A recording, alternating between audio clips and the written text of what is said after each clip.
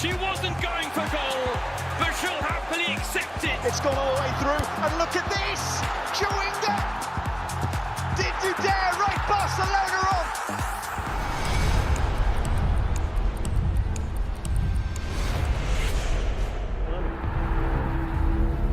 The career of one of the all-time greats is all but over.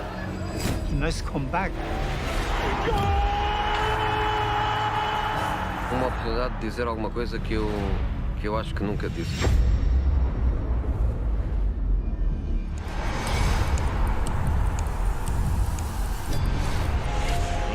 Let's get this party started!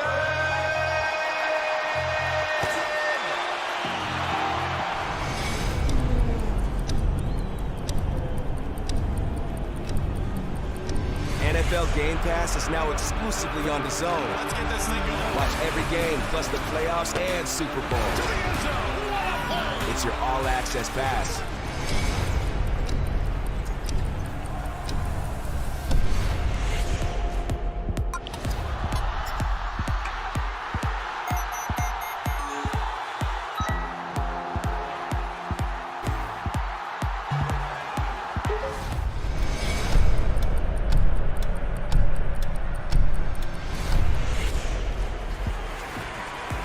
That's how you fight a southpaw. Well on his way to coming back. Taylor does it again. Look at the emotion.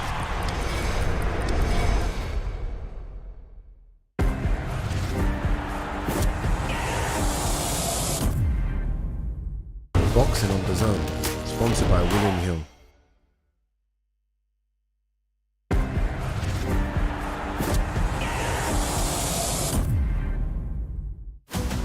We got two suspects, Lowry and Burnett.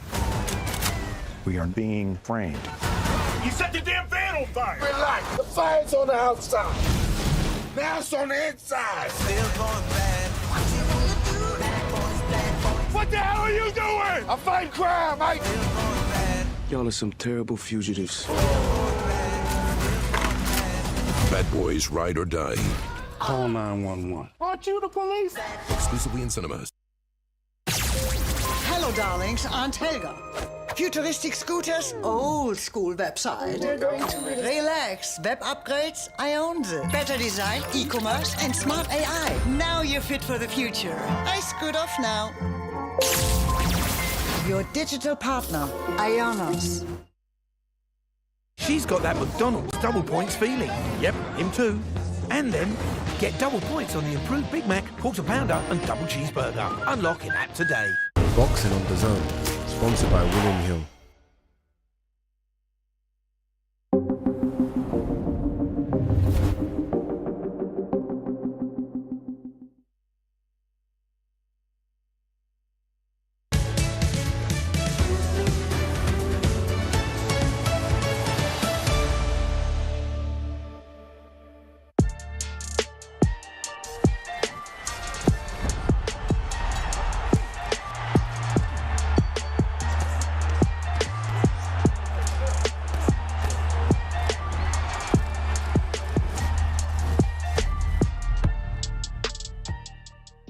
People, Fight Week has officially commenced. Yesterday was Grand Arrivals. That was fun. Today, we have the media workout, which means we have 3 more sleeps until the big one. Until that man, the current unified heavyweight champion of the world, bids to become undisputed heavyweight champion when he takes on the lineal champ, Tyson Fury. Media public workout starts now.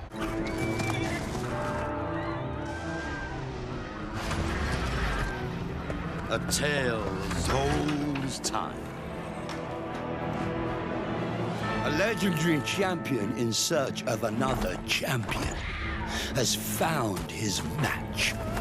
Both men undefeated.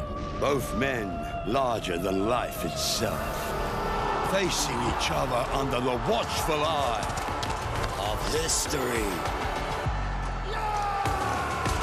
Until there can be only one.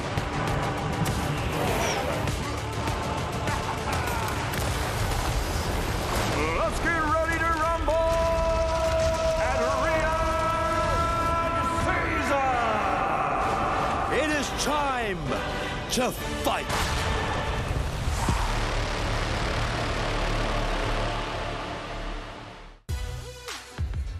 Boulevard City, Riyadh, looking magnificent at night. It is day 2 of what is going to be an incredible fight week. Day 2 means media workout, which also means we're just 3 sleeps away from the big one. Undisputed heavyweight title fight.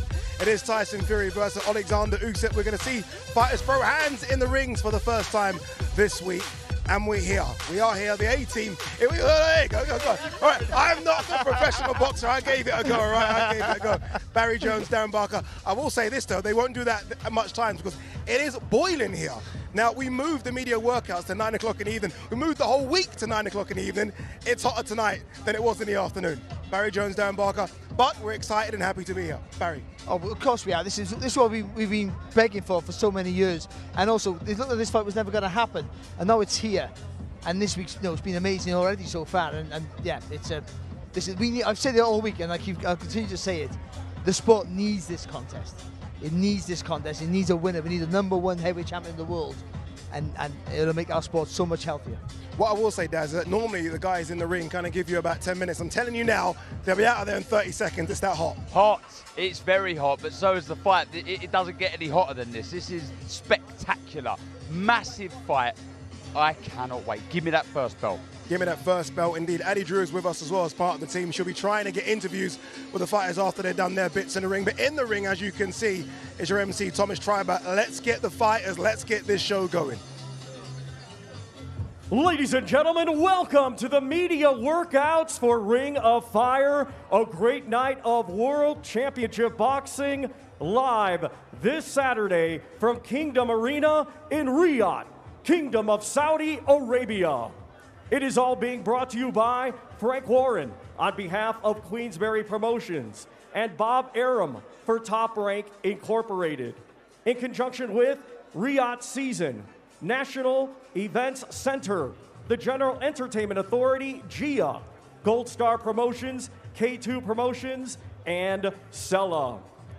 This great event will be televised live worldwide on DAZN pay-per-view, in the United States on ESPN Plus pay-per-view, and in the UK on Sky Sports Box Office, TNT Sports Box Office, and DAZN. Ladies and gentlemen, at this time, we would like to extend a big thank you to the custodian of the 2 holy mosques, King Salman bin Abdulaziz Al Saud, His Royal Highness, the Crown Prince, Mohammed bin Salman, and His Excellency, Chairman of the General Entertainment Authority, GIA, Turkey Al-Sheikh.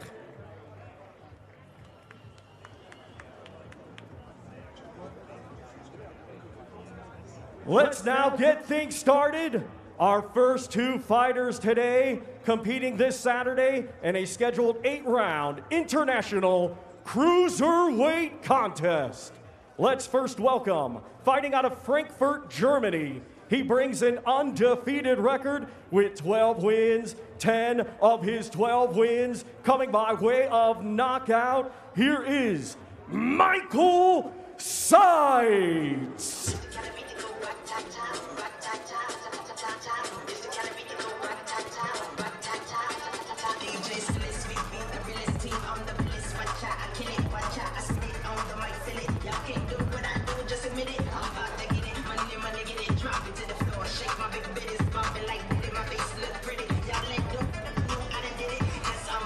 Here we go, Michael Sites came out yesterday during the Grand Arrivals, and he kind of was like, wow, this is incredible. He'll get used to it. And again, look, this is all about opportunities, Riyadh Season, and this is a great opportunity for him to show the world just what he can do in the cruiserweight division. No, it really is. This is a big break, and I say it all the time, but boxing's littered with underdogs overperforming and the favourite underperforming, and just getting that right mix. And then all of a sudden you grow from top. Once you get a good win, you start believing in yourself, become a better fighter overnight. I think stylistically it's a hard match because he's short, he stays nice and low, he rocks back and forth like Mike Tyson-esque. And he jumps into his attacks, which can either be fantastic for him because he can get in quick, or he walks onto a big shot. I think it's going to be one of those, I think, on Saturday. Yeah. For me, why I like this fight is because he cannot, there is no chance he can outbox Nikita. That can't happen. Cannot happen. So how do you win the fight? You look at his record, 12 fights, 12 wins, 10 by KO. He has to try and land that knockout power. He has to bring the fight to him because he will get schooled otherwise. And that's why I like this. And that goes for a few of the fights on the undercard. The opponent needs to bring the action. I would say, Darren, as well, when you've got a guy who punches long, when you're low, you got a better view of the target. You look up, it's a bigger view of the target, and you can use that jab, like Lomachenko does, but not the same way. Use that jab to be able to move around. If you can stay low underneath the jab and it's long, you can slide inside it. It takes him long to bring it back, and you can do your work. It's a risky move because you're walking onto the uppercut. But if he can master that, he's got a chance. How difficult, Darren, is it to get used to a fight week like this when you've never had a fight week like this? And what I mean, it isn't just the magnitude of it. He might not have ever done a media workout.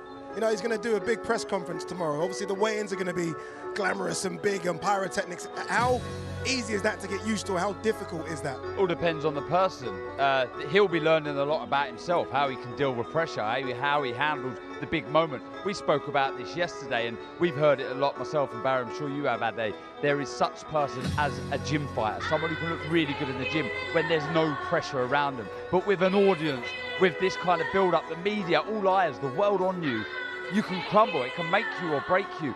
We'll find out, he will find out if he can handle this kind of pressure. I think sometimes you can enjoy it and then forget you're fighting on Saturday. Do you know what I mean? You're not prepared. Sometimes you get so involved in it and love the attention. Think this is the big time. This is what I love this to be a regular occurrence, and actually forget that you are preparing for the biggest fight of your life. Thank you very much, Michael Sides.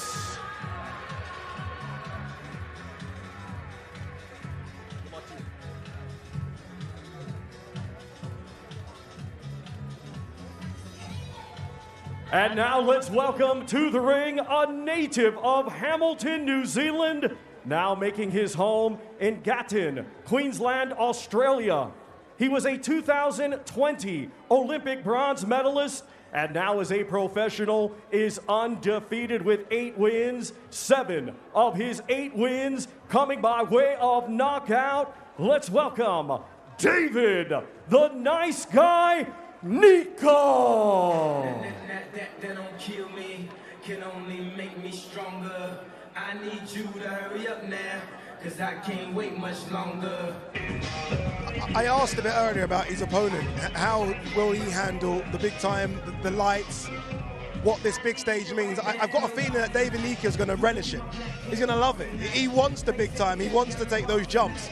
And for him, it's a case of a big time to showcase exactly what all the hype's about. Yeah, and he's putting pressure on himself. Yesterday we heard him say, look, I need to be taking care of business here. I can't be here in the final belt. And that shows the ambition of this young man. Very, very well skilled. Got a lovely jab, keeps it long, as Barry says, beautiful footwork. He's going to be a problem in this division, I've no doubt about it. And also his balance is so good that he can punch going forward, he can punch going back, and that punching going back is a real plus, especially for a guy who with such a long reach and tall, because you get leverage on that long left hook if someone comes into it, or then you can push forward with a lovely right uppercut. So he has good variety, and because he's boxing at a very high level as an amateur, he knows how good he is. So that's why he's saying these things. That's why he's putting pressure on himself, because he knows how good he is. So he would be shocked if he doesn't get to the top. That's his mindset.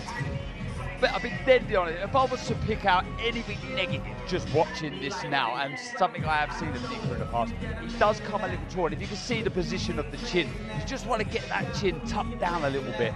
He's got brilliant feet, and that gets him out of trouble. Trust me, he really is a smooth operator, but you're always looking for ways to improve. I'd like to see him just get that chin down slightly, but that is a very small adjustment that he could easily make.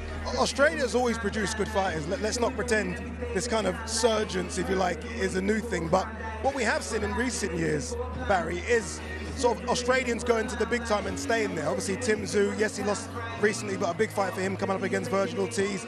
Opetaia, we see what he's doing. Sky Nicholson, now a world champion. The Maloney brothers, of course. Maloney brothers, exactly. And prospects coming through as well now. Yeah, well, investment is important. That's, in any sport, investment is important, and success then breeds success, because you see people from your area or the same as you achieve it, and you want to do the same thing. And I think that's important. It's all about investing in the sport, and they've done that. They've had great fighters in the past, some of the fantastic fighters, but they have been sporadic. And now they're sort of getting a group together, and that will inspire the next generation. That's very important. We've seen this. Anthony Josh has done that, of course, and it's very important for that. But this kid might be leading the charge in a couple of years, and let's hope he is. Yeah, I think it's really good to see, because back in 2013 when I beat Daniel Gill and an Australian, I thought I'd completely derailed their hopes of being a force in boxing, but they're back, they're trying, they've got some really good fighters. Everyone's going to do, as you guys will see, a different type of open workout. We saw Nika's opponent just do a bit of shadow boxing. Nika's actually got the gloves on, he's hitting the pads. Do they plan what they're going to do for 4 or 5 minutes? Is it a case of they walk up and say, okay, let's just play around? Chisora never does anything, does he? He gets people in the ring and plays games. Yeah. I think for it, they'll just say, they might not plan exactly what routine they're going to do, but they're going to say, we're going, we'll do some light stuff. And you see the guys who are not used to it because they tend to go too hard. And they want to show people what they can do. But it's just to show people what, this is what I'm here, what it feels like. People who not used to this, just showing what pads are looking like and how the people shape up. Thank you very much to David, the nice guy, Nico.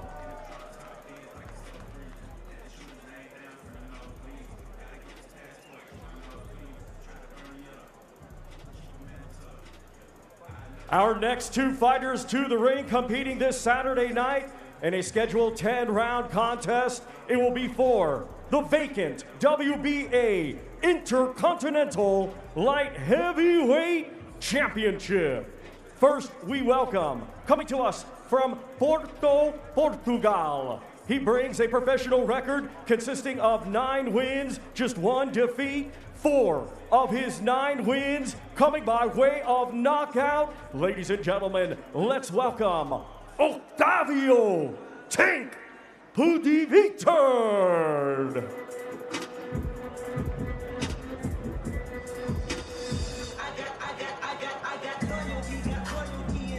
Octavio Pudivitern has wasted absolutely no time to get in the ring. He's jumped in straight away. He's like, give me my 3 minutes.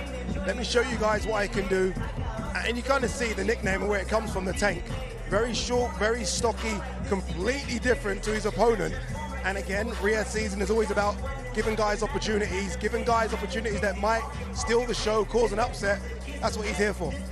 No, yeah, he is, of course. This is a huge moment for him. You see, he's all action, aggressive, he's high-paced as well, so that's going to be a problem for anybody if he can get his feet close, and that's going to be the secret for him. If he can get his feet close and he can work away, he'll have a bit of a chance here. Yeah, look, he's beatable. There's 9 wins, there's 4 losses, but he brings it. He tries to get on the chest of his opponent. From the fights I've seen in the past, he's not really in any dull fights because of his intent, his desire to put a dent in his opponents. Lappin, though, he's a nightmare. He's an absolute nightmare. He's tall. He has probably the quickest feet I've seen in a fight. He just jumps out of range. So that's going to be the problem here for him. He's got to try and get close. He's got to, try and find that inner Mike Tyson, the slipping and sliding, really quick on the feet, get close and try and unleash hell. Because if he doesn't, he's going to get picked off for fun. Yeah, it's going to be difficult, isn't it? As you say, his opponent Lappin's not just got good feet, he's got fast feet as well, isn't he? Really fast, good feet, can fight on the back foot. His reach is incredible, so how does Pudivitern get inside that reach? It's not going to be easy. You've got to be hard, and you've got to, when you've got someone who's taller, maybe technically better than you, you can't punch single or twos. You've got to punch in bunches. And also, you've got to be brave enough, and it's a risk, to follow their punches back. So when he throws that jab and he brings it back, you chase that punch. There's a risk to walk onto an uppercut or a right hand, but you have to get close. So then, and then when you get sort of in that 3/4 range, that's when you change the angle with the feet. And he has fast feet to do that. So if you can be brave to do that, change the angle really quickly when you follow that punch in, and then you burst into combination. You can see he's trying to do it. Exactly what you're saying. Well, you can hear me. But it's a big ask because if that jab starts whacking you in the face all the time, then you start jumping in from too far out, and then your feet are off the floor, and you have no basis then to take a shot, and that's when you can get in trouble. And Lappin, I don't think he's the biggest puncher, but if he just starts turning his body into his shots, I do think he'd be more dynamic. I love this. Look, obviously, we've covered all of the fights in Riyadh season so far, and the cards are stacked, and they're stacked with superstar names. And look, we as boxing fans want to see the superstar names, but I think it's important that kids like this are given an opportunity. Yeah, this is building a platform for the next stars, for sure. And there's plenty of them. Trust me, there really is. There's lots of stars that really want to make a name for themselves. I mean, there's 2 in the heavyweight division, 2 that we'll talk about later, Frank Sanchez and Ajit Caballero. Both still only 31. They'll be looking at the big guys in this division thinking, hold on, we need new stars. To Octavio Tank Pudiviter.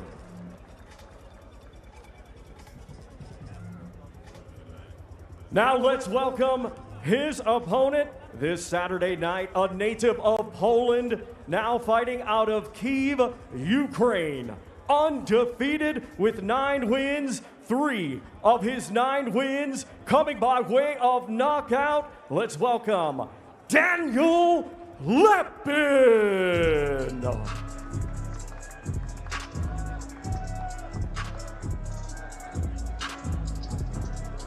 There's quite a few good prospects on this card. This is one of them, Daniel Lepin.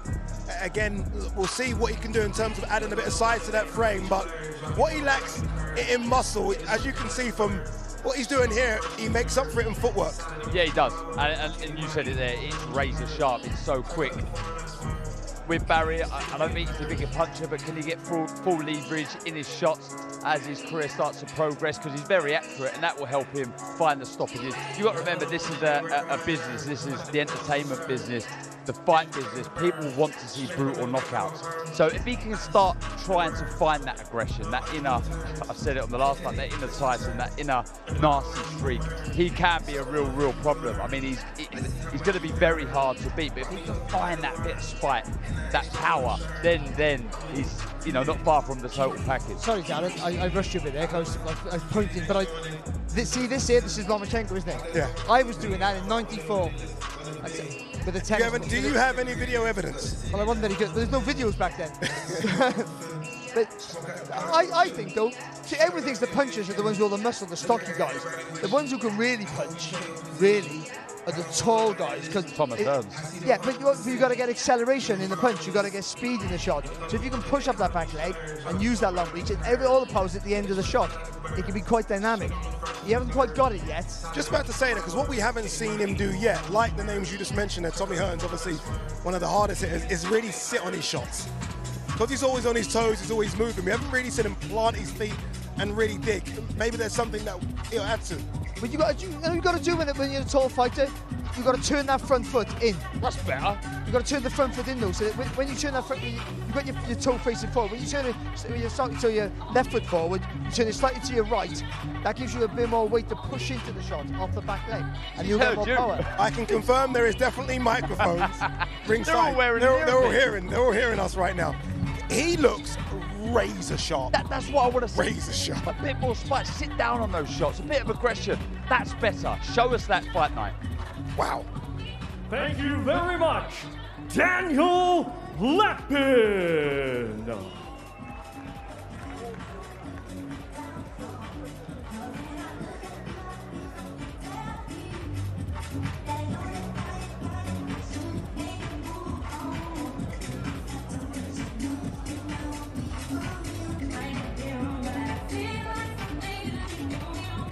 There you go, 4 fighters down. And look, it's so difficult to take anything away from seeing someone do something in the ring for 3 minutes, but I can tell you now, Daniel Lepin could be something special. Just that little barrage of punches he threw in the corner there, I was like, okay, this guy's got something. I wasn't expecting that, but I'm really glad I see it. I know it's there. If he could do that on fight night, he's a problem.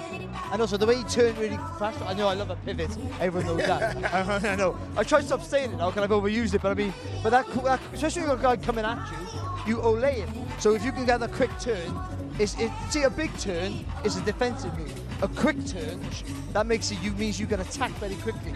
So there's an intent with that movement there that he wants to do work. As soon as he makes you miss, he wants to make you pay. All right, Saturday promises to be something very, very special, but it isn't just Saturday. Stick with us, because DAZN, as you guys know, is the true home of boxing. Hey champ, I know why you're here. You're a born winner, the top dog, You have a proper punch on you. It only takes one, eh? But I know you're not all about throwing haymakers. You know your bobs from your weaves, and you know DAZN's got over 150 fights every year. Over 150. Proper stat. All the action, the chaos, the comebacks, the non-stop knockouts. Big fights every week. So get those gloves back on. Together, we're boxing royalty. DAZN, undisputed. Loads more people here in Boulevard City. I almost feel like the word is starting to be spread about something special happening on Saturday. Obviously, they're here for the media public workout. Thomas Schreiber is back in the ring, so let's throw to him. Let's get on with the show. Ladies and gentlemen, our next two fighters competing this Saturday in a scheduled 10-round international featherweight contest. First, let's welcome a native of Afghanistan, now making his home in Dubai. He brings a professional record of 16 wins, just 1 defeat, 5 wins, coming by way of knockout. Let's welcome Hasibullah Ahmadi.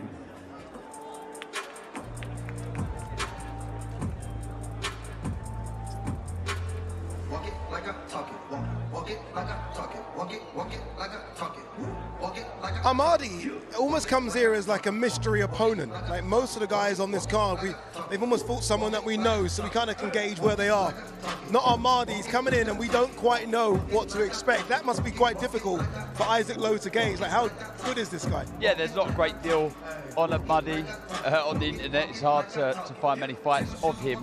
But what I have seen is a nice, tidy boxer. He can move, decent defense. But this is a big step up in quality. Isaac Lowe, we know the level he's at, and he's got desires to push on to something bigger. So this is all about, can he rise to the big occasion? Can he find that extra percentage? I've got Isaac Lowe a favourite in this, but there's something about this young man that makes me think that they can build with something. But he's aggressive without being too gung-ho. So he comes, I said what Darren said. I thought the same thing. A real nice, neat, tidy boxer who likes to come forward. So he likes to be busy. And if he can push Isaac Lowe back or make Isaac Lowe work hard at this stage of his career, then he might cause Lowe's problem. But I'm not sure if he carries the power to really make Lowe panic. I will say this, and maybe this is a conspiracy theorist hat on. It's 40 degrees. He's got a hoodie on. It's boiling in there with all the lights as well. I wonder if he might be struggling to get down to the weight. Or maybe being from Afghanistan, similar sort of temperatures, he's used to this. This is cold for him. You show me a featherweight who makes it easier, and I'll show you a liar. Thank you very much, Hasibullah Ahmadi.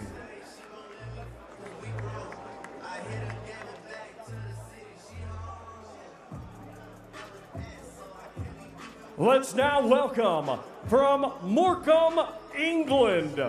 His professional record consisting of 24 wins, 2 defeats, 3 draws, 8 wins. Coming by way of knockout, ladies and gentlemen, let's welcome Isaac Westgate Warrior Lowe. There you go. I mean, look at the difference.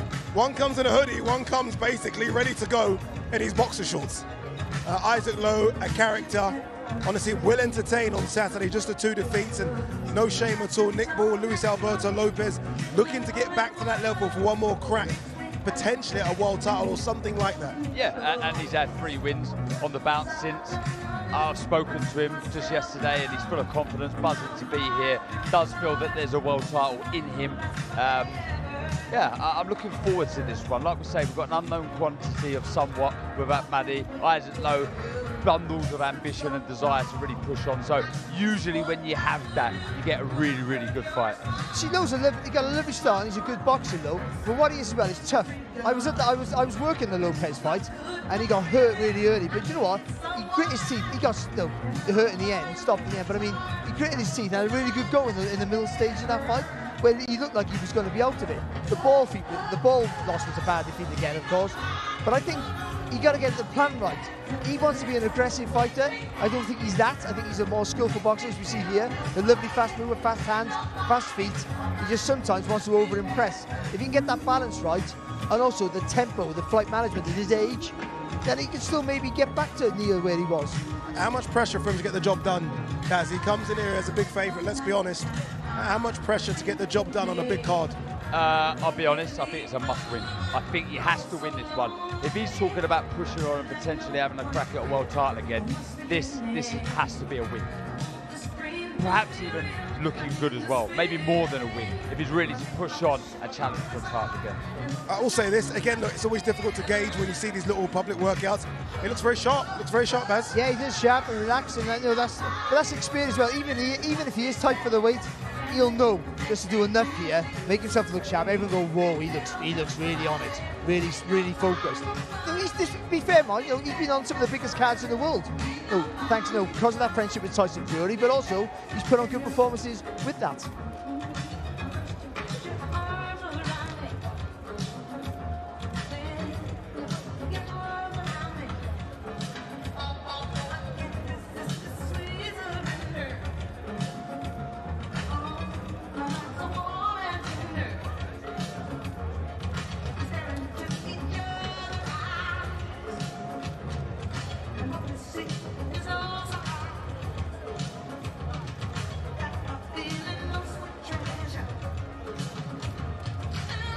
I think he's another one as well, Ade. I think he's another one. We've mentioned this on the cards before, beneath us. He's one that punches harder than his record suggests. You see him there when he sits down on the shots, when he turns his hips into the shots. He can do damage.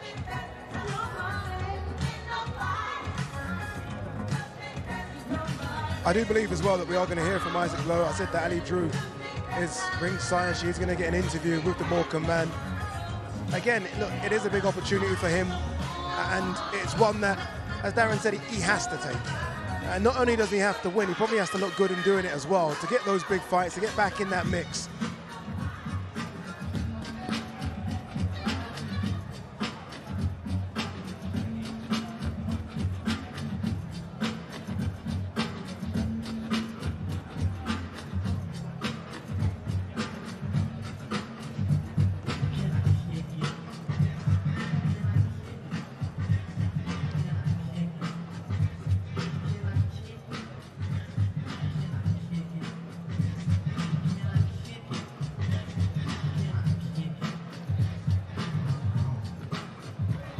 Isaac, come over. How are you enjoying this fight week events? Yeah, I'm loving it. Look at the place where we're at, the Kingdom of Saudi Arabia. This is absolutely a dream come true, isn't it? On the biggest stage of all, on the biggest fight of my generation. So, well, yeah, I'm really proud to be a part of it. Thank you for my ex-team to let us on it. To Spencer and Frank Warren for getting me on, and obviously Tyson. But it's time for me to do the business on Saturday night and put myself back in the big league. Now, it's very, very hot today. What is it like preparing for a fight in these conditions in Saudi Arabia compared to the other ones that you've done before? What you mean by England? Pissing down? Obviously it's hard. Conditions are different, do you know what I mean? It's 38, 40 degrees every day. But yeah, last time everyone was here for the last one. It was around about 22, 23, it was all right. But this one, it's like being back in Las Vegas again in the heat in June. So yeah, it's all good, enjoy it, get a bit of a tan. I'll go back when I go back home. Now, you're in shorts, your opponent came into the ring in a hoodie. Did you get a chance to watch him in the ring, or are you focused on yourself? I watch him on Saturday night when he's in front of me, man and man. That's the only time I'll be watching him. He can do what he wants from now to the fight. We're only 3 days away, so I can't wait, baby. Time for me to rock and roll. Thanks for your time. Thank you very much. Thank you very much, Isaac Westgate Warrior Lowe.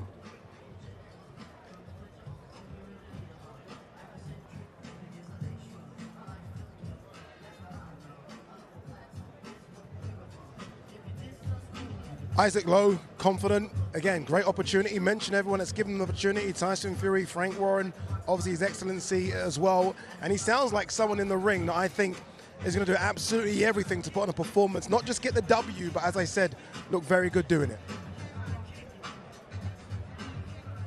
Our next two fighters to the ring competing this Saturday in a scheduled 10-round contest. It will be for the vacant WBO Intercontinental Heavyweight Championship. Let's first welcome, coming to us from Hamburg, Germany, his professional record, 25 wins, 3 defeats with 20 of his 25 wins. Coming by way of knockout, let's welcome Ilya Mazhenchev.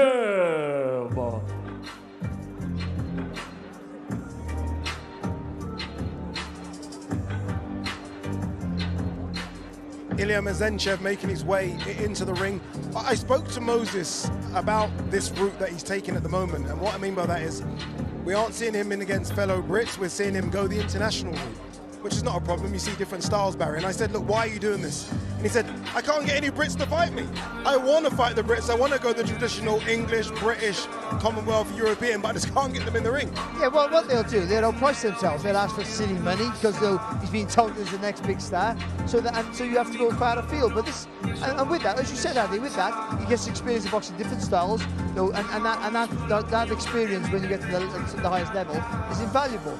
In the fella here, his opponent, you got to go. He's a good little boxer, actually. A little bit upright, I think, for the Tama, but you got a decent jab. He does everything quite well down in the field, just not maybe to the ability that will trouble Moses Tama. Yeah, I mean, what an opportunity for Mazhenchev. Out of nowhere, he's got a great crack to really turn some heads, really shock the boxing world. 21 knockouts, he can punch. Thank you very much, Ilya Mazhenchev.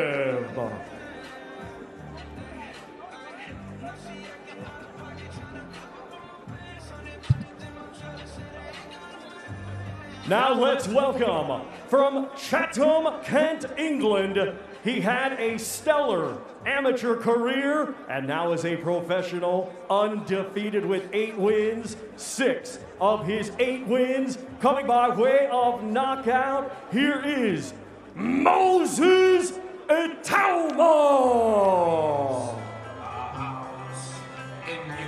Mazhenchev obviously asked someone, how long do I need to be in the ring for? Like, what's my contracted time? 90 seconds. Okay, I'll give you 90. That was it. We might not get that on Saturday night. Possibly. No disrespect, of course. No, of course not. You're just being honest, because he's in the ring against that guy in the ring now, who is touted as one of the best prospects, not just in British boxing, but in world boxing. He moves so well, you think he's smaller than he is. Does that make any sense? Yeah. He almost shrinks when you watch him, because he has the ability to move around the target like a weight or 2 divisions below. So he's talented. His fan, he's pretty much the chairman of his fan club, of course, and rightly so.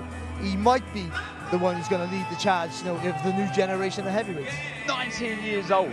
It's the intelligence that he boxes with that is so impressive. One sec, is he done as well? Yeah, he's had enough as well. He's like, I'm had enough as well. What a fighter. Make weights. What a talent.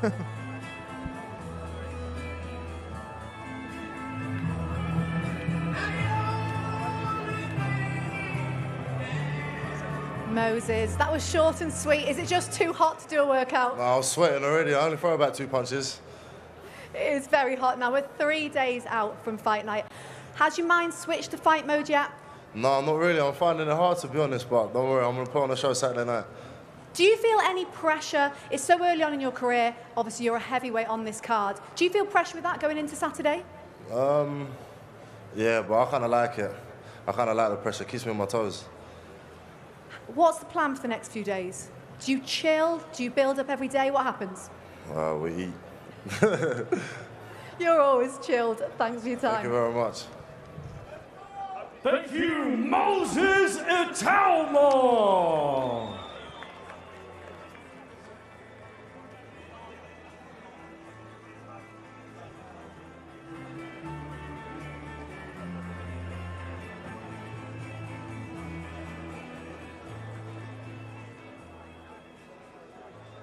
Our next 2 fighters to the ring competing this Saturday in a scheduled 12-round contest. It will be for the vacant WBC Silver Lightweight Championship.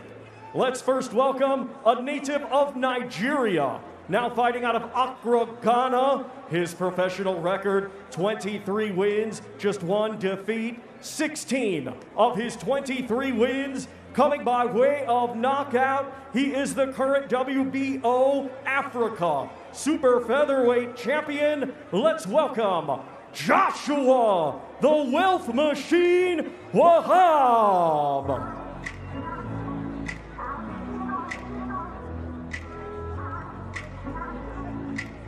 Wahab getting into the ring right now. Obviously, big ask for him, but look, very, very excited for him as well.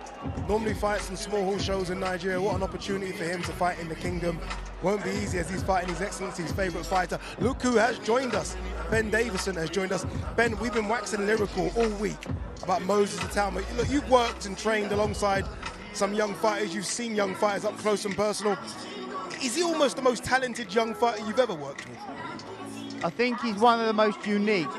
I think very rarely do you come across a heavyweight whose skill level would match across the board at any weight, and he is one of those guys. So we are more than excited to be working with such a talent. Ben, we've heard this record, the Mike Tyson record. Obviously you have a plan along with Frank Warren, his promoter.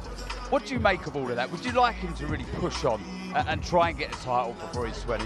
For me, I'll always say the same thing, talking about how quickly a prospect should move. I think you have to take it step by step. For example, I'm not saying this has happened, but if he doesn't go past 4 rounds in 15 fights, knocking everybody out, he hasn't really experienced that much. No.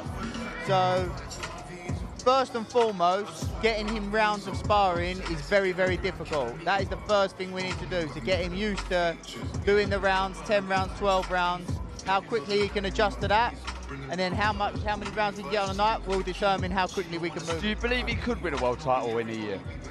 Within how long? Within a year. I've only trained him for 4 or 5 weeks, so it's hard for me to say, but from how quickly he has progressed already, I'm extremely happy with. Sometimes he plays it down, but he's extremely passionate about the sport of boxing, so he's a very fast learner, and I'm really excited. Have you let him spar AJ yet? I haven't. Okay. Can you invite me down when it happens? You know what it is? They're all big guys. We've got lawyers in the gym as well, and they're capable of hurting each other, just being realistic. And you have to be sensible. You don't want... I like to create a team environment. You don't want egos to get in the way there. I like to create a team environment, and they're cheering each other on, talking to each other. AJ sharing some fantastic advice with him, and I love to see it. Ben, what does he like to train? When you get a precocious talent, it's sometimes not always the easiest to train with listening and work ethic. But what is he like? Yeah, I think he got to a point where I think he struggled to see, not where he could improve, but where there was big areas for him to improve. And I think the way that we look at it is slightly different. I think once he saw that, he was like, oh, actually, there's loads for me to carry on learning here. And I feel like it's reignited the fire in him and enjoying boxing again. Final one, Ben. Obviously, his opponent, Mezentchev, a lot more experience. Maybe not on the level naturally as good as Talma. What are you expecting from his opponent? What problems do you think he can cause? Yeah, look, like you said, he's very experienced. I think that, as all the fighters are, they're on the biggest stage of their career, and I think they'll be coming to have a go. You know, he's got that experience, and maybe that'll play into Enrico's hands in being on a big stage and looking to come and have a go. You don't believe it, you're smiling, you're thinking this ends early. He didn't believe anything he just said there. Can I ask one more question? Yeah. How are your elbows, all these heavyweights? Difficult. More than anything, it's the body belt. Keep taking it with the body belt. Ridiculous. But, yeah, I'm going to have to find someone else, another body to chuck in there. Barry, use Barry. Use Barry. Ben, cheers, my man. Get out of sight. Thank you. Or the heat anyway, should I say. When I asked him that question about, Mezentchev, what are you thinking? He didn't believe anything he said there. He's thinking this goes around maybe 2. Yeah, no doubt about it. He's got a special talent. Thank you, Mark Thunder Chamberlain.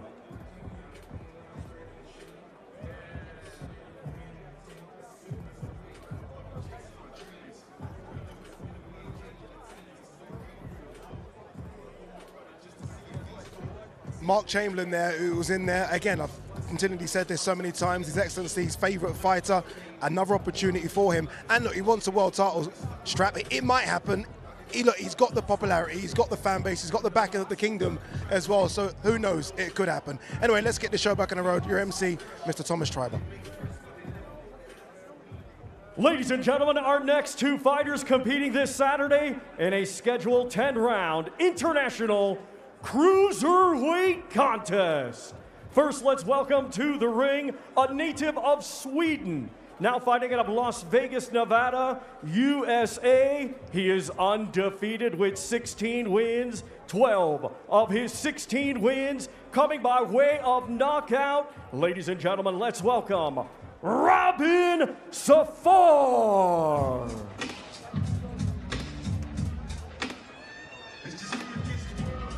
That's it. I've got a problem now. I'm a big Kovalev fan, but anyone walks out to Tupac music, I immediately jump on their side as well. This is our first time seeing Robin Safar. We didn't see him yesterday. He wasn't here. But, you know, let's see what he can do. It's a big ask against Kovalev, but he's the natural cruiserweight. He's the younger fighter. He's the fresher fighter. What a name this could be on his resume. Oh, it's a massive name. And even though Kovalev might, is clearly at the end of his career, tail end of his career, it's still a big name, and it's still fantastic to project him up into the big leagues.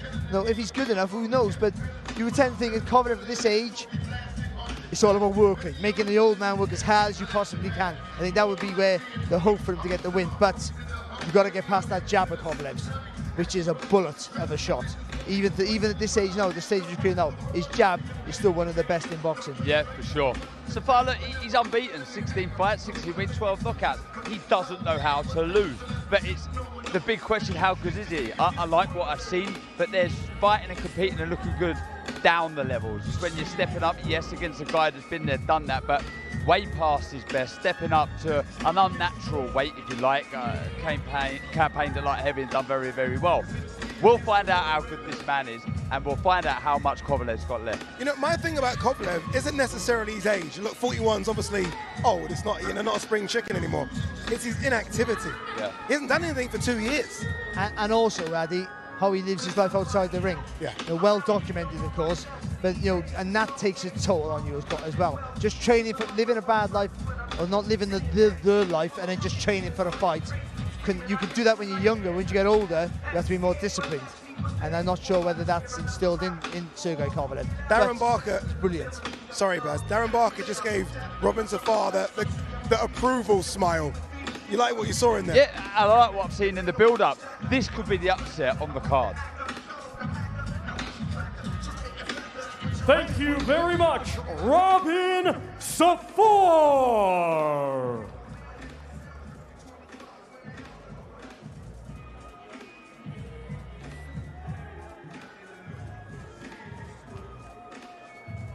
And now let's welcome to the ring a native of Russia, now fighting out of Fort Lauderdale, Florida, USA. He brings a professional record consisting of 35 wins, 4 defeats, 1 draw, with 29 big wins coming by way of knockout. Ladies and gentlemen, let's welcome the former unified light heavyweight champion of the world, Sergey the Crusher Kovalev.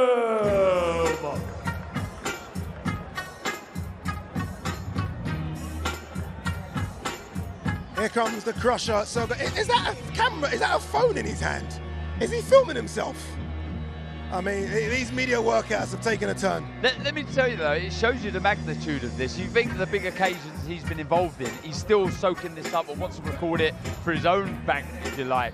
What a fighter though. In his day, one of the most feared men on the planet. Again, I go back, like I said the other day, August 2013, when he came over to challenge Nathan Cleverly for his world title.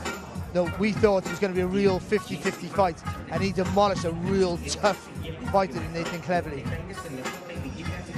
And also, he's still with Kathy Duva to this day, but back then we interviewed Kathy Duva, and when we said it was a 50-50, she couldn't stop laughing, just saying, okay, she was going, okay.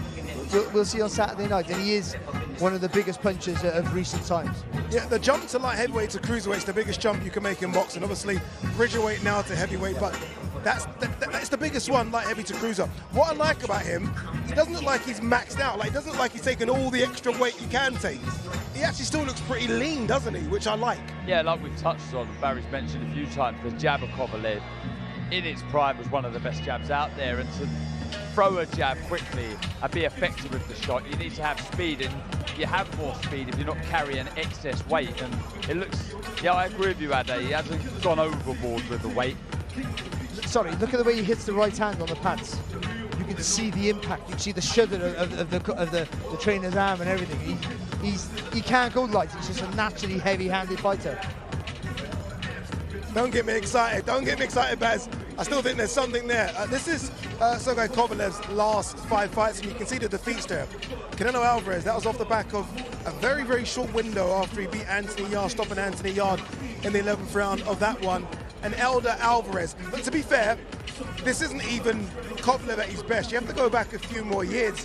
So we're wanting to see something from almost 7, 8, 9 years ago. But what he shows there, and even in it, he's a 3-time world champion. So even though he's lost, he's come back to win it again. Yeah. And he gave Andre Ward, what a fighter he was. I thought Kovalev won that fight, the first one. It was either way. It was very, very close, and most people did fancy him.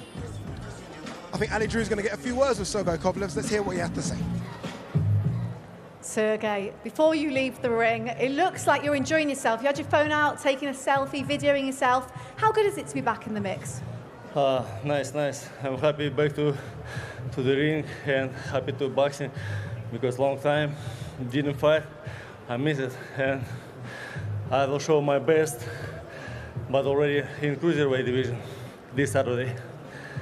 Yeah, and I make a video for my family. Through Instagram because not opportunity to watch the TV, you know. Yeah, 2 years out of the ring. You feel like you're going to bring your best form on Saturday night? Repeat again, please. Are you going to bring your best form? You're going to be in your best form on Saturday, even after 2 years out? Yes, I missed to fight, and I think so. Yes, I will bring my best shape. But already not like a heavyweight, like a cruiserweight division. And I want to get a title in this division, and I'll do my best this Saturday, yes, of course. After all you've achieved in your career, what ambitions are still left for you to achieve? Everything, wish, dreams, and motivation. Yeah, I have a lot of motivation to get a title. Do you feel like you're taking it in, enjoying it a bit more now than you did earlier on in your career? Yes. Repeat again. Is he enjoying it more now as the beginning of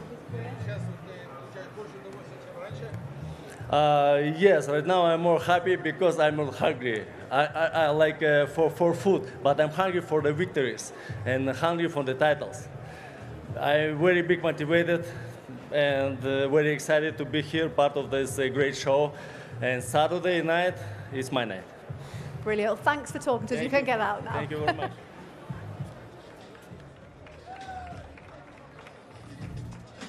Ladies and gentlemen, our next two fighters to the ring competing this Saturday in a scheduled 12-round contest. It is a final eliminator for the WBC Heavyweight Championship of the World. Let's first welcome to the ring, coming to us from Bochum, Germany. He brings an undefeated record with 24 wins, 16 of his 24 wins coming by way of knockout. Let's welcome the former two-time European champion, the current WBA, Intercontinental, and NABF heavyweight champion, and ranked number 3 in the world by the WBC, Agit Kabayel.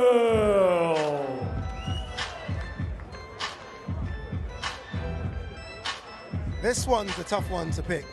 I want to say it's a pick and fight, but I think a lot of people are swinging the way of Frank Sanchez. They've done exactly the same thing when Agit Kabayel fought Makhmudov, and we saw how that played out.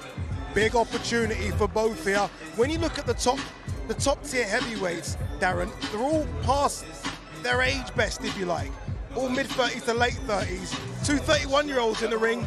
They'll look at this as a big opportunity to kick on with the division. Yeah, be the next stars of this division, the marquee division in boxing, where there's millions and millions of pounds to be made.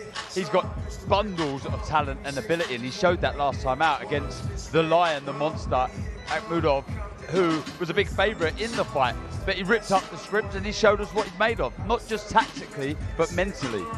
Yeah, and I think what Dan said there, that's the tactics that he showed in that fight were really, really good. He got it right, he moved around the ring, made my move of tire, and then when he did tire, he went to work. I think it was a fantastic performance, and yeah, he's probably at the best he's been so far. Look who's turned up, look who's turned up, the great Teddy Atlas. There are not many voices I like hearing talk about the sport of boxing than this man. This is perfect timing as well, Teddy, because in the ring, got Agit Cavial, he takes on Frank Sanchez, a really good fight, 2 unbeaten kids here. How do you think this one plays out? You know what, I'm looking for an upset. I'll be honest, I'm not hanging out with bookmakers, so I don't know all the lines, but I do understand that Sanchez is the favorite. So they're both good fighters. Neither one has learned how to lose, like we say when you're a trainer in my business. They haven't learned how. That's his strength. When you haven't learned how to lose, that is a quality to overcome to somebody. But Cabal, what I saw, the way he took that big guy apart, technically and mentally kept it together. And not only did it on the outside where he had an edge, but then went into the lion's den on the inside with the bigger guy, with the bigger puncher, and had the technique and the wherewithal mentally to stay calm in an uncalm environment inside the eye of the storm and get it done there and break him down in there. He showed me he's a good quality fighter, a solid fighter, and I would be picking him in this fight. Do you think it's because of the energy that he brings, and Sanchez, though technically very good, doesn't really work for 3 minutes of a round? Yeah, I mean, look, there's times when I wouldn't want a guy working 3 minutes around, and I'll tell you why. Because if he's in there with a guy like Cabal who can make you miss and you're working, he's going to hit you because you're working too much. So, you know, they got to listen to the Kenny Rogers song. You guys remember that song, even though you're not from the States. You got to know when to hold them and when to fold them, you know?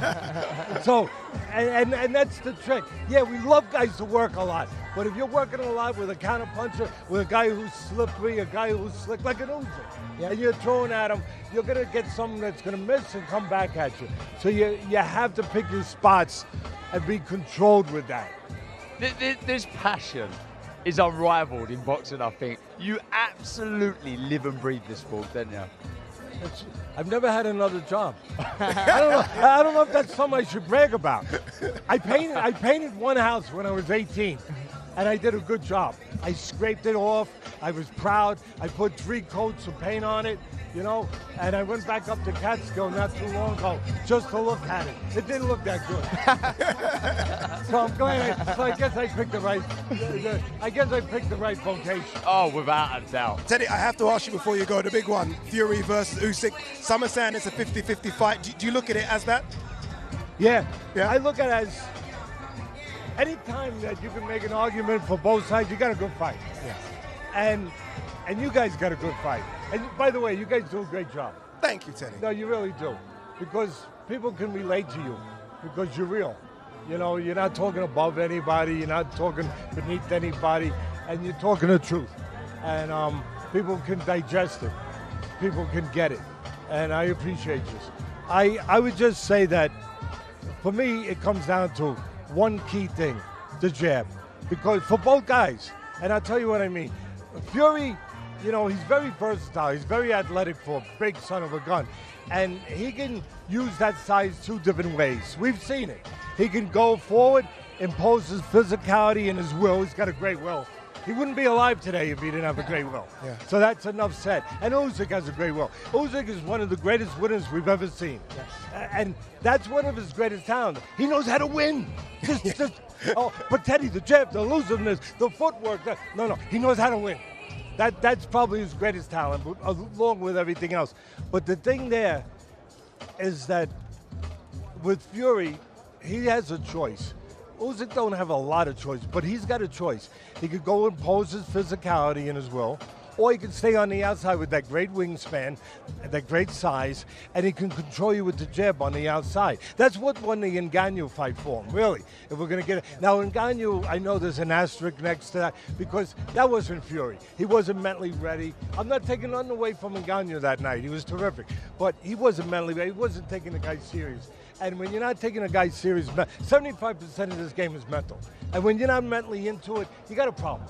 And you can't change gears. He gets dropped in the third round. It's hard to change gears and say, oh, now I'm in a fight. No, you didn't come there to be ready for a fight. It's kind of hard to now get ready after you've been dropped. And he did. He won it by controlling range and keeping it on you, negated from using his power on the outside. For me, they both got good people around them. But for me, if I was with Fury, I'd be looking to stay on the outside. What does Usyk do well? He counterpunches. What does he got to have? He's got to have help to counterpunch. In other words, he's got to have something close enough to him to counter. If you stand on the outside with that reach that goes from here to over there with Fury, there's nothing to counter. So if he stays out there and uses that jab and continues to take little steps off of it, like in other words, Usyk tries to come in 4 inches, you go back 12 inches. If he controls range and controls that jab, it's going to make it a very difficult night for Usyk to close those gaps and do what he does so well. Give angles, counterpunch, put combinations together. It's going to make that very difficult. But on the other side, I said the jab for both guys is important. What do I mean by that? If I'm with Usyk, there's one thing that I'm saying from the first day of camp. We are not getting beat by the jab. We might get beat something else.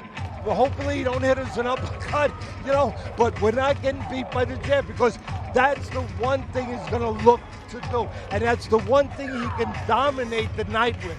So we're going to find a way before this camp is over to nullify the jab. Not to get, whether it's to slip like Tyson used to do, bang, bang, slip off, bang, bang, and get inside, or whether it's to step out and step in, whatever, feign him a little bit, draw his jab, and then counter the counter-puncher, whatever it is, we are gonna find a way to negate his jab, and we ain't getting beat with that. Teddy, if I was you, I would send an invoice to DAZN for that 10-minute breakdown. Absolutely fantastic, Teddy. There's a queue of people that want to talk to you down there. Everyone still loves you, Teddy. Everyone still loves you. I love you. I love you guys. Don't go anywhere. Please stay. I love you, Teddy. He's got to go. In Teddy's voice, he's got to go. You got to get out of it, Teddy. Thank you very much, Teddy. Appreciate it. Thank you very much. Honestly, thank you. The great Teddy Atlas. I mean, come on. It's fantastic. That was... I kid you not, I could listen to him all night long. That passion is incredible. The way he digests a fight, breaks it down, and doesn't overcomplicate things. I mean, what a guy. He's a history book. If he told me to jump off this platform now, I would do it. Yeah. He's that sort, he's the guy you need in a hard fight in round 11. I remember, it's funny you say that. I was watching a piece recently where obviously he used to train Timothy Bradley. Yeah. And you see him in the corner coming to the, yeah. We're firemen. We extinguish anything. He's that good. As is that man who's good as well. The great Frank Sanchez in the ring, unbeaten Cuban, trained by the great Eddie Reynoso, the same trainer, obviously, that trained the great Canelo Alvarez. A lot of greats here, but they all deserve that title. He's someone that just needs to get through gear 1 and go to gear 3 and 4 straight away, I think. Because it's there. It's there. I said this yesterday. We're not asking him to do something we know he can't do. It's not impossible for Frank Sanchez to go through the gears. When he does it, he's a superstar. He looks fantastic. The hand speed that he carries is brilliant. You can see how elusive he is. When he got to grips with Junior Farr, who, don't get me wrong, was a nightmare. He was tall, he was rangy, he was game. But when he got down to business, he showed what a tremendous fighter he is. There is a real claim that he could be a real problem in this division. Still only 31. With that desire, that technical ability, wow. What he can do so well, he can crawl you down. Not walk, crawl you down. It's a big step. But let you throw first. And he got such good timing and judgment of distance that he'll get there with a good solid shot as well.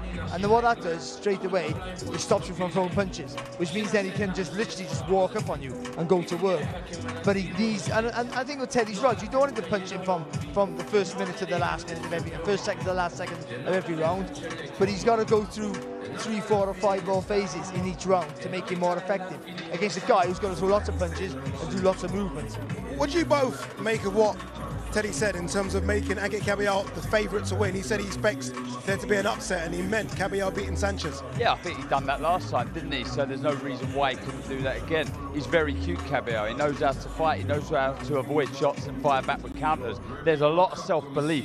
He has the same aura that he had against Makhmudov, Caballero, in the build-up to this fight. There's an arrogance slightly that you want to see from fighters. It's quite hard to gauge with Frank Sanchez, who doesn't speak as good English as Caballero, but Caballero, like I say, fancies this. I can see where Teddy's coming from. I think, though, Sanchez is a much better fighter than Makhmudov. Makhmudov's a giant and heavy-handed. Yeah. This guy's a talent. The Cuban Flash, Sanchez. Frank Sanchez, unbeaten, looking to really jump to that elite world level. Let's see if he can do that on Saturday. DAZN, the home of boxing. So much to come on Saturday, so much to come in the next few months. Fight fans, welcome back. Boxing is buzzing and the best are ready to bump heads.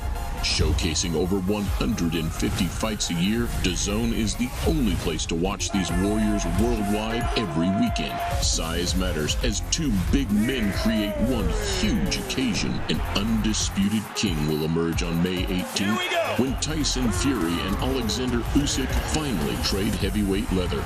If you come for the king, you better not miss. A 5 versus 5 battle for bragging rights. Frank and Eddie send forth their stables to settle old scores. Few would settle the score with Sabriel Matias. June 15th, undefeated Lehman Perro marches forward to take on boxing's bona fide beast. June 29th, Phoenix will rise for two men with their eyes on the prize as Bam Rodriguez and Juan Francisco Estrada show that size actually doesn't matter at all. Explosive contests, multiple champions, just one place to catch every punch.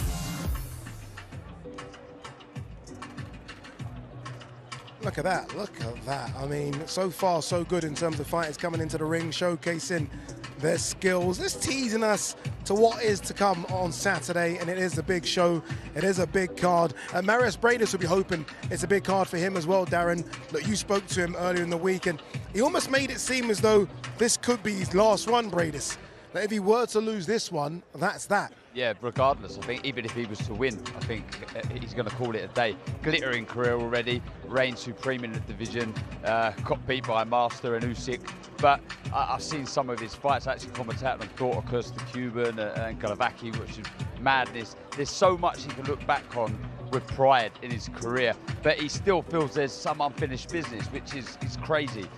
It's going to be so tough with the 2 years out the ring against a guy that's confidence and ability and now gaining in experience with Jaya Opetaia. It's a tough task. I would see this as a huge upset if he was to win this fight. All right, let's see what he can do. Let's see what he can showcase in the next couple of minutes. Let's throw it back downstairs to Thomas Schreiber. Ladies and gentlemen, our next two fighters to the ring, competing this Saturday night in a 12-round contest. It will be for the vacant IBF Cruiserweight Championship of the World. Let's first welcome to the ring, coming to us from Riga, Latvia. He brings a professional record consisting of 28 wins, 2 defeats, with 20 of his 28 wins coming by way of knockout. Let's welcome the former 3-time Cruiserweight World Champion, Marius Briedis.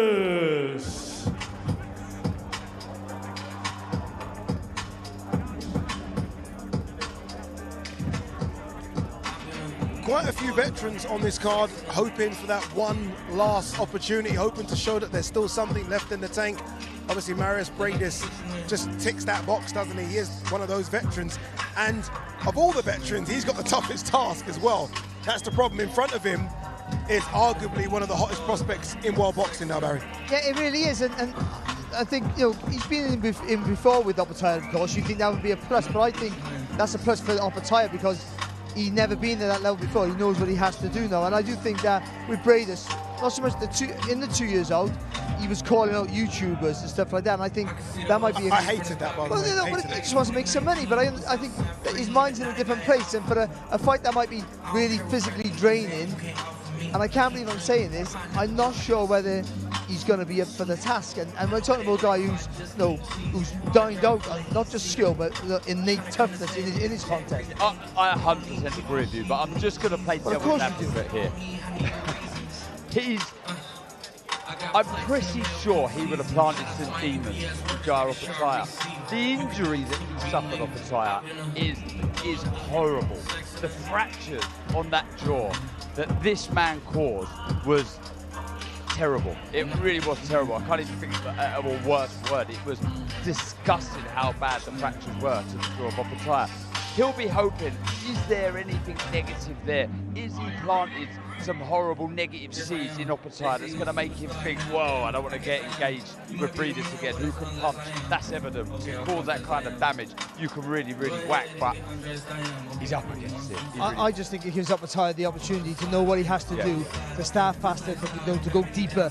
I think, I know you've had the first real hard fight, you know you've got it now, you think you've got it, but you know, so you know though, you'll go to that well quicker and stay there. I think that's what's going to be a plus for Opetaia. But Briedis, if he can roll back the clock a little bit, it's going to be a really, really good fight. What do you make of the sunglasses? Are you a sunglasses at night person? No. Sunglasses at night in the ring person? No. But he can do what he wants. Yeah, he can. With the career that he's had. He's doubly hard as well. Yeah, he's proper hard. Yeah. And he's enjoying it. He really is, isn't he? Yeah, most of it. Technically sound. Very, very good. Technically sound. As tough as old boots. Physically solid, yeah. Physically solid. Is it just age and who he's up against? Yeah, and how much desire is really left. Yeah. How much is really left. That's it, Darren. The desire, I think. Going for a semi-workout here, to be fair. And he's wrapped up. Yeah, we forget about that, don't we? You know, making weight, as you get older, you start to, widen out, thicken up a little bit, and that could be a problem for him.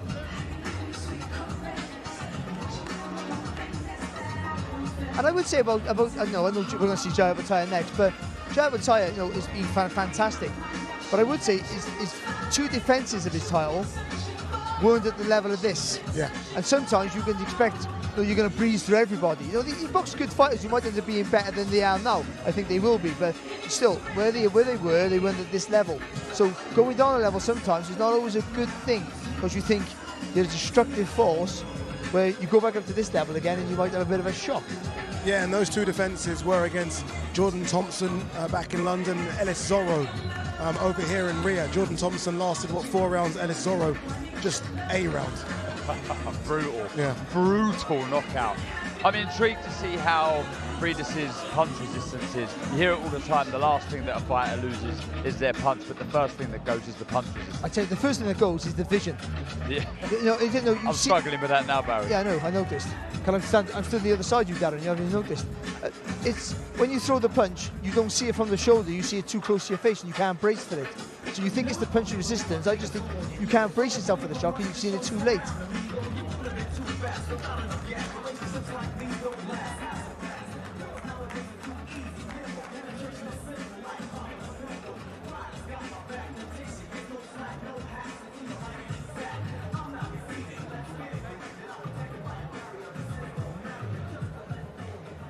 Maris, that looked like you enjoyed every second. Salam alaikum, Saudi Arabia. Of course, 3 minutes, it's enough. I mean, this is very, very small time for show something. That's why I try to warm up the people who watch, and because everybody stay like soldiers. Okay, next time. Now, you've not fought since the last fight with Opetaia. All that time in the gym, grafting, do you think that's what's going to make the difference on Saturday night? I think this will be most interesting fight, most harder fight, and for both guys, for me and for him. And yeah, it's hot country, and fights will be very hot. Mr. Sowland, promoter, will just bring you in. You did say you were going to do some yoga in here. I don't know if you're actually going to or not. Didn't think I'd say that. We were expecting this rematch maybe a little bit sooner, but how good is it that it's happening and on such a platform? I mean, listen, the first one was absolutely brilliant. It was in Australia, so not that many people watched it, but it was an unbelievable fight, and I expect this one to be even better. I think it's going to be the fight of the night. It's going to steal the show. Steal the show on Saturday night. No pressure, but thanks for joining us. Thank you very much, guys. Thank you for support. Bye-bye. See you in the ring. Thank you, Myris Briedis.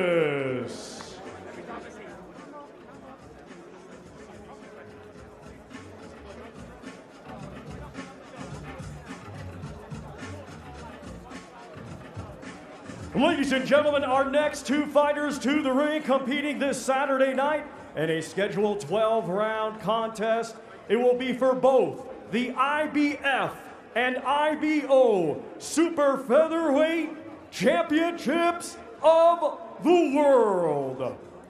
Let's first welcome to the ring, coming to us from Belfast, Northern Ireland. He brings a professional record of 21 wins, just 1 defeat, 7 wins, coming by way of knockout. Here is the reigning and defending IBO Super Featherweight Champion of the World, Anthony, the Andy Town Apache Kakachi.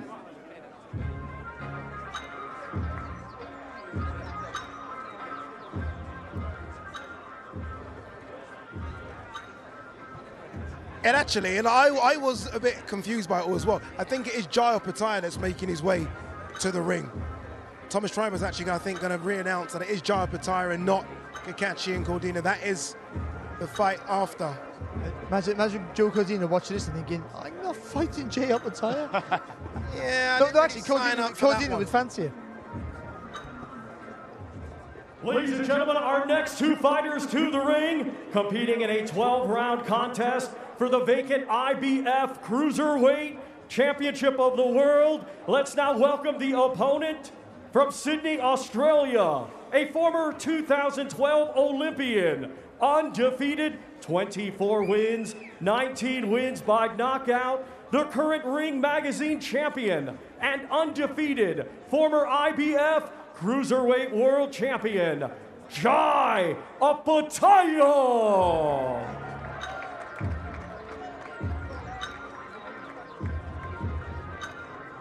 There you go. There you go. The right man. We get it right in the end. That's the most important thing. Jai Opetaia in the ring. Look, I mean, there's so many superlatives in which I can bestow upon this man.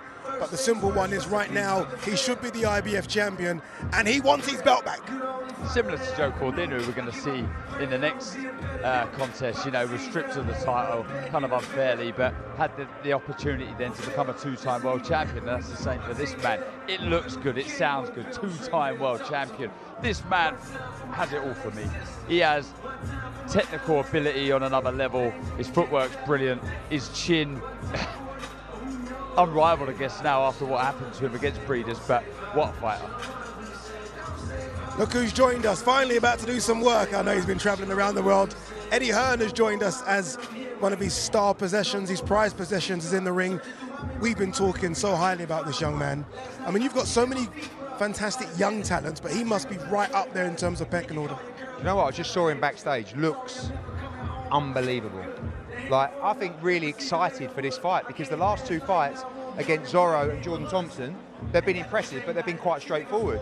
If you watch the first fight, you'll know that Briedis broke Opetaia's jaw in 2 places in that fight. It was an absolute war.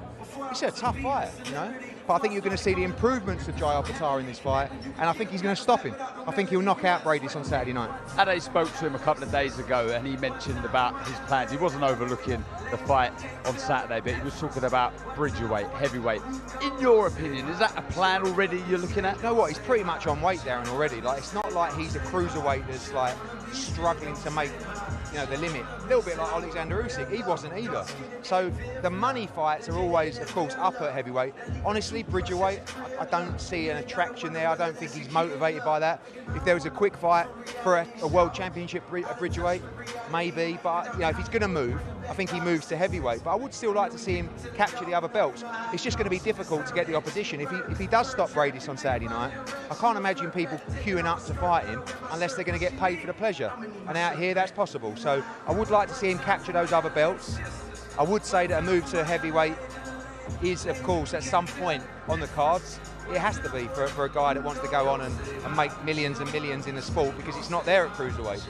But the movement that he has caused a lot of heavyweights problems. But I will say, he's on the number. It's not like, he's up against it to make the weight. He can't wait to move to heavyweight. There's a lot of mileage left in the cruiserweight career of Jai Opetaia. I agree with you. I think he does stop Briedis. I think he puts on a great performance.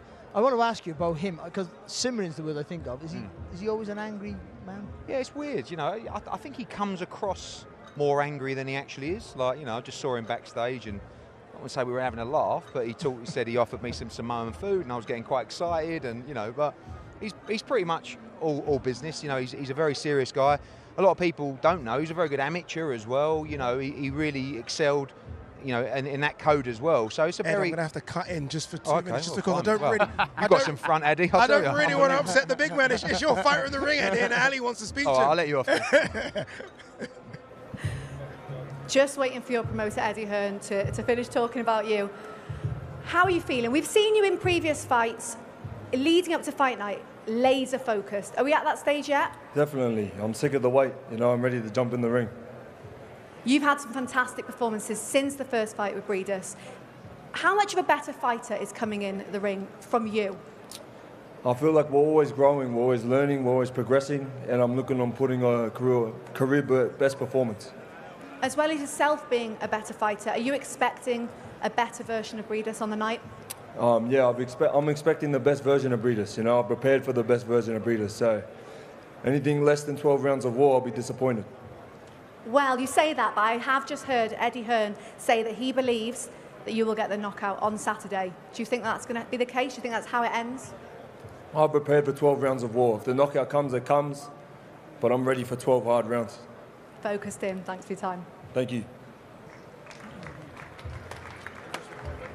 I like the way he's got the Ring magazine belt kind of around his shoulder. It's almost just a bit of a statement there. You took the IBF, you're not taking this one.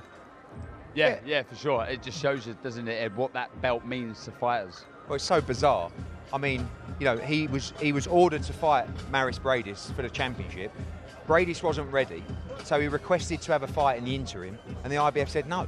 So they stripped him, and now he's fighting for the title again. I mean, it all seems a bit silly, really, but let's be honest, I don't think there's anyone on the planet that doesn't agree that Jai Opetaia is the best cruiserweight in the world right now. So the belts are nice, and we want to see him unify as quick as possible.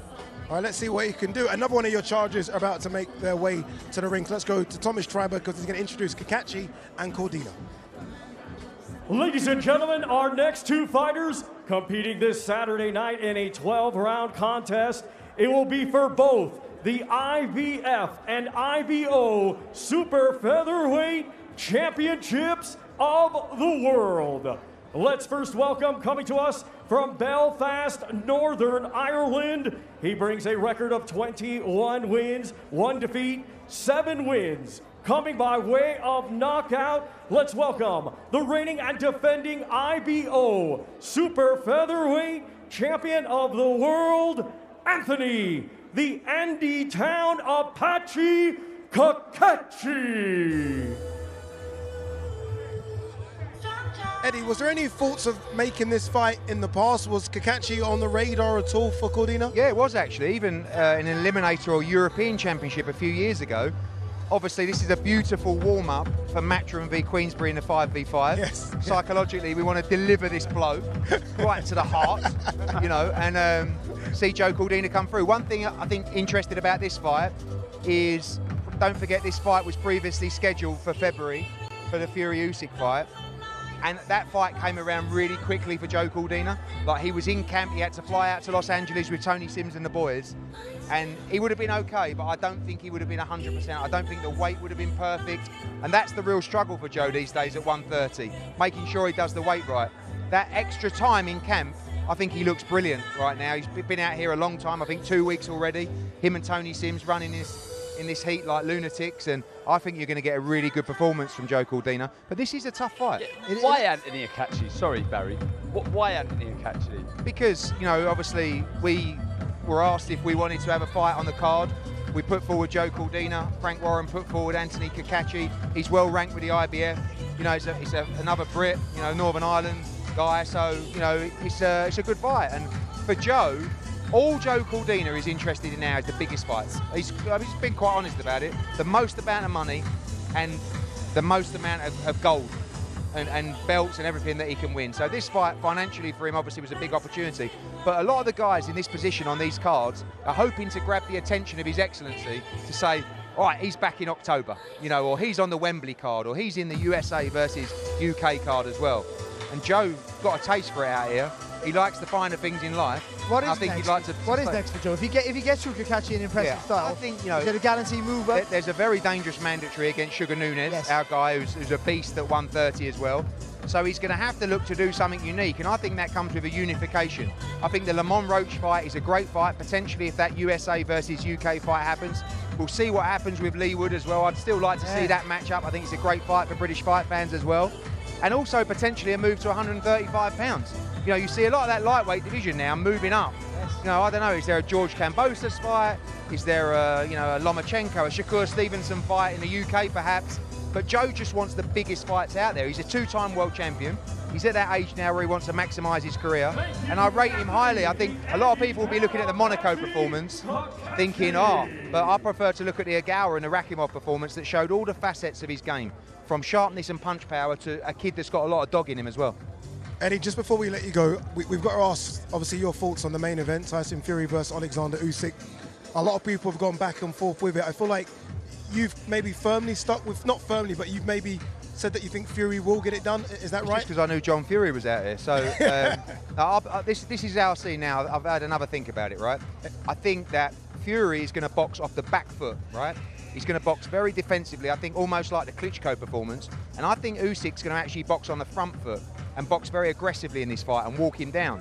The danger for Tyson Fury boxing that style is, against a volume puncher like Oleksandr Usyk, you can't just get away with pot shots and one shots and holding and grabbing. You've got to be trading with him and you've got to be landing shots, because Usyk, I think, will quite enjoy walking Tyson Fury down. I said earlier in the week that actually I prefer the aggressive Tyson Fury, and maybe he could win the fight by stoppage, but I've now just confused myself and I don't know what I'm talking about. But for somehow, I'm back in the Brit and I'm going for Tyson Fury. I said stoppage, but I'm going Tyson Fury on points on Saturday night. Eddie just wants AJ versus Fury. That's why he's saying that. All right, let's go back down to Thomas Triber, because Joe Cordina's going to make his way in the ring.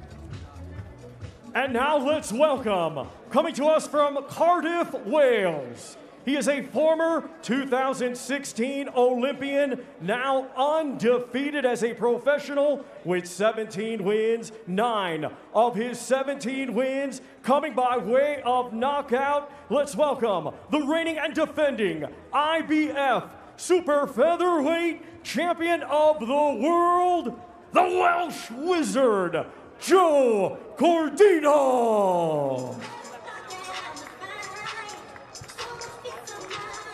I know Eddie mentioned possible unification fights at Super Feather.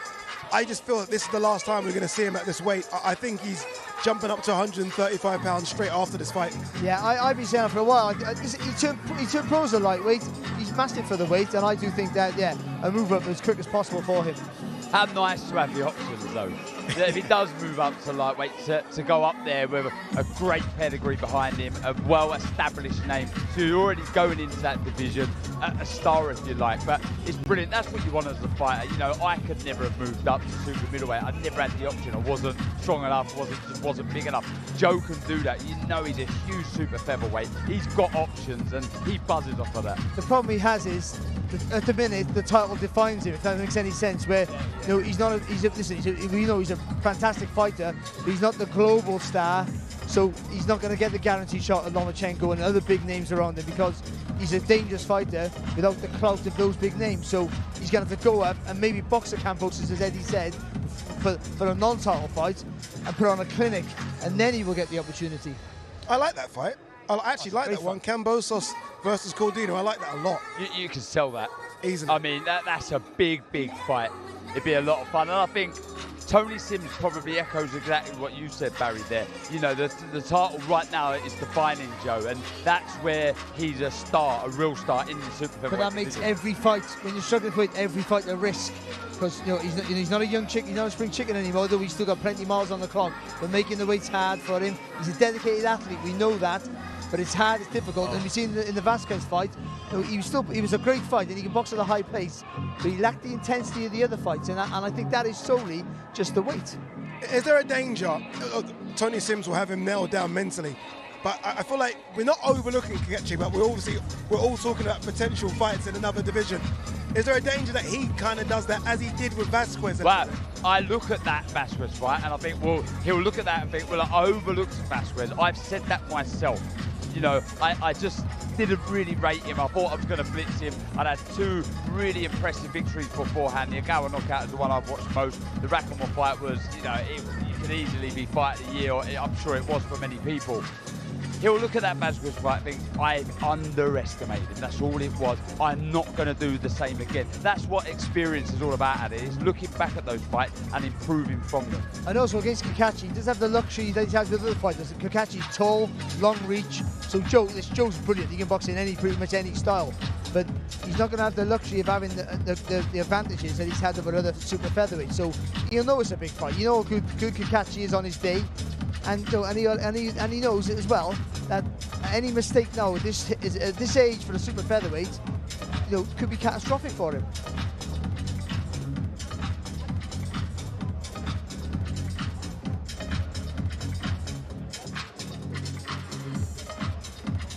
Thank you very much to the Welsh Wizard, Joe Cordino.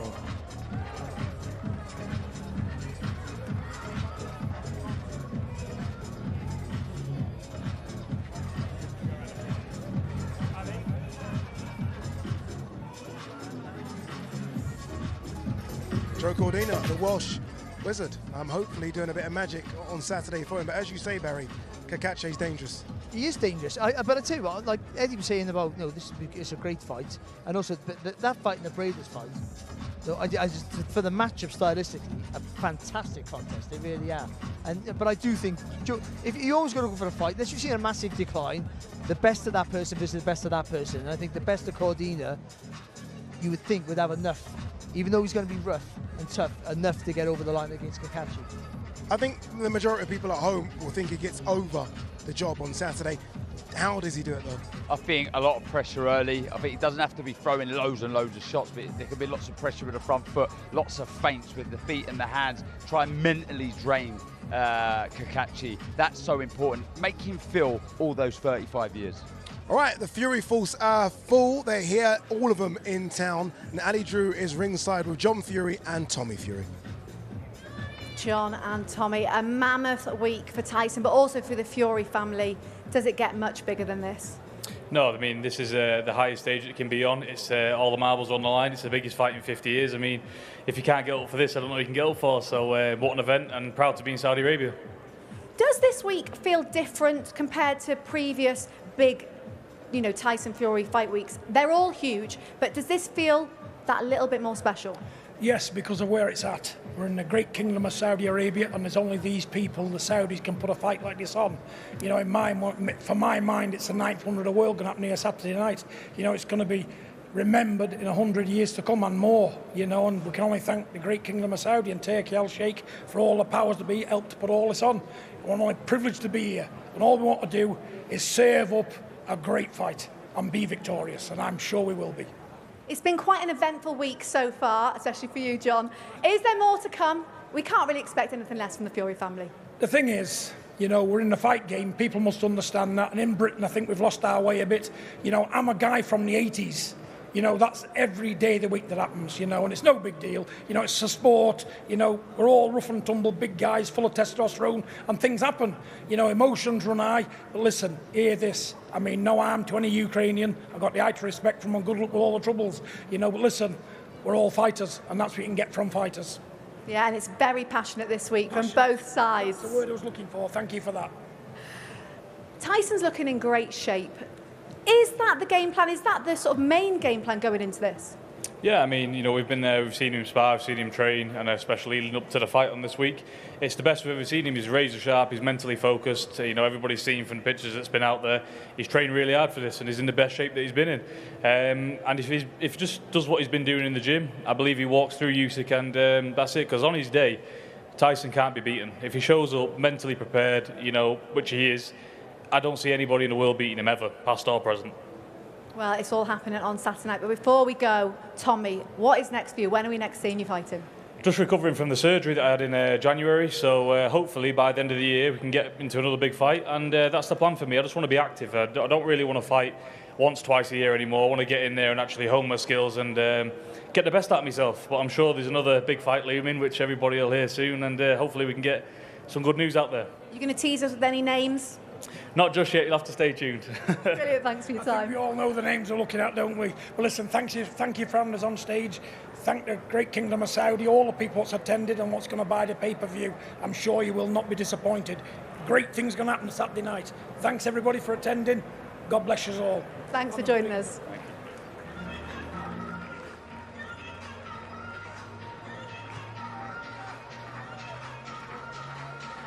Just 2 more to go, and those 2 are the 2 best heavyweights on planet Earth, arguably the 2 best heavyweights of this generation.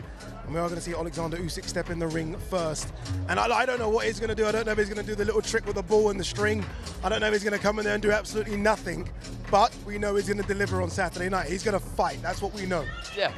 Like Teddy Atlas says, he doesn't know how to lose. He's a winning machine.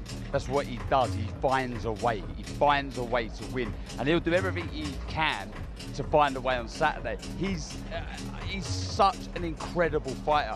Like I've said this, I sound like a broken record. Someone who makes their profession look easy. He's that person. When he's in full flow, you think just, oh, wow, this is poetry in motion. And that's what he's going to try and do on Saturday night. The team are convinced. They're absolute. I know everyone's going to say, well, they're going to say that. Me and Barry were just down there with the team, and there's no cameras there, and they're like, we're going to stop this guy. This guy is going to, he's going to get stopped. And there was no lies. He wasn't hiding behind words. And you thought, wow, this is a proper fight. Yeah, look, so many pieces of fantastic documentaries on our platform in the lead up to Fury versus Usyk. This one is fantastic. Here's a little tease for you. The moment the world has been waiting for. All 4 belts are on the line. Fireworks. 25 years since the last undisputed champion. I understand what it's like moving up. You will never get back. I can see in his eyes that he wanted it. Oleksandr Usyk's a bad mother. Best fight he ever faced. Only person standing in front of him now is me. Then he will have battered his way through Griffin. And we can't be having that. Ring of Fire.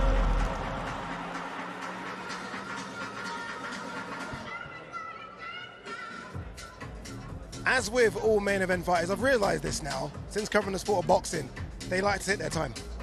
Oh, yeah. And Oleksandr Usyk and Tyson Fury are running slightly behind. That's just kind of what they do. The mind games, ladies and gentlemen, have started now. It starts early, doesn't it? This is what they do. Yeah, it's heavyweight boxing, I'm afraid. I remember it being a kid, waiting for the heavyweights to turn up so you can weigh in. They don't have to worry about the weight. They just turn up when they want. And I mean, it's the same with this. It's, it all builds to the tension for me. As much as we want to see him in the ring, it just builds the excitement. It builds the energy. Everybody wants to see these 2 guys, and everyone wants to see them on Saturday night. Massive. I just feel sorry for Thomas Schreiber, who's in the middle of the ring, waiting. Look, he wants us to throw to him. Thomas, not yet. I'm sorry, Thomas, not yet. We're waiting for Usyk to come and Fury. Couple more minutes, Thomas. But no, look, I mean, we do have something special on Saturday. I mean, I know we keep saying it, but I really want to emphasize just how good a contest it will be. Everyone we ask is on the fence, is split. No one's like 100% Fury, 100% Usyk. That's what makes it so special. And we say it all the time, but I do think those early rounds, they might not win you the fight, but you'll see how the pattern's going to play out. And I do think that Usyk's going to have to take the centre ring and put the pressure on Tyson Fury and try and make him work hard. Usyk punches off your punches very well. With the lateral movement as he's stepping forward, forces you to throw when you're uncomfortable, and then works off that. And then spins around the target at the heavyweight because he has to stay light on his feet to not take any fire back. and if he can do that against a Fury who punches and leans back, it's going to be difficult but Fury will throw, and then Usyk will throw off that, and then Fury leans all the way back off that back foot. You can't get to him. Because don't forget about Tyson Fury being tall. He has a massive reach. It's longer than it should be for his height, I feel, and that gets him out of trouble so many times. So Usyk's going to have to take a bit of a risk of leaping into the target now and again to do what he does so well. Who's got the biggest win on their resume?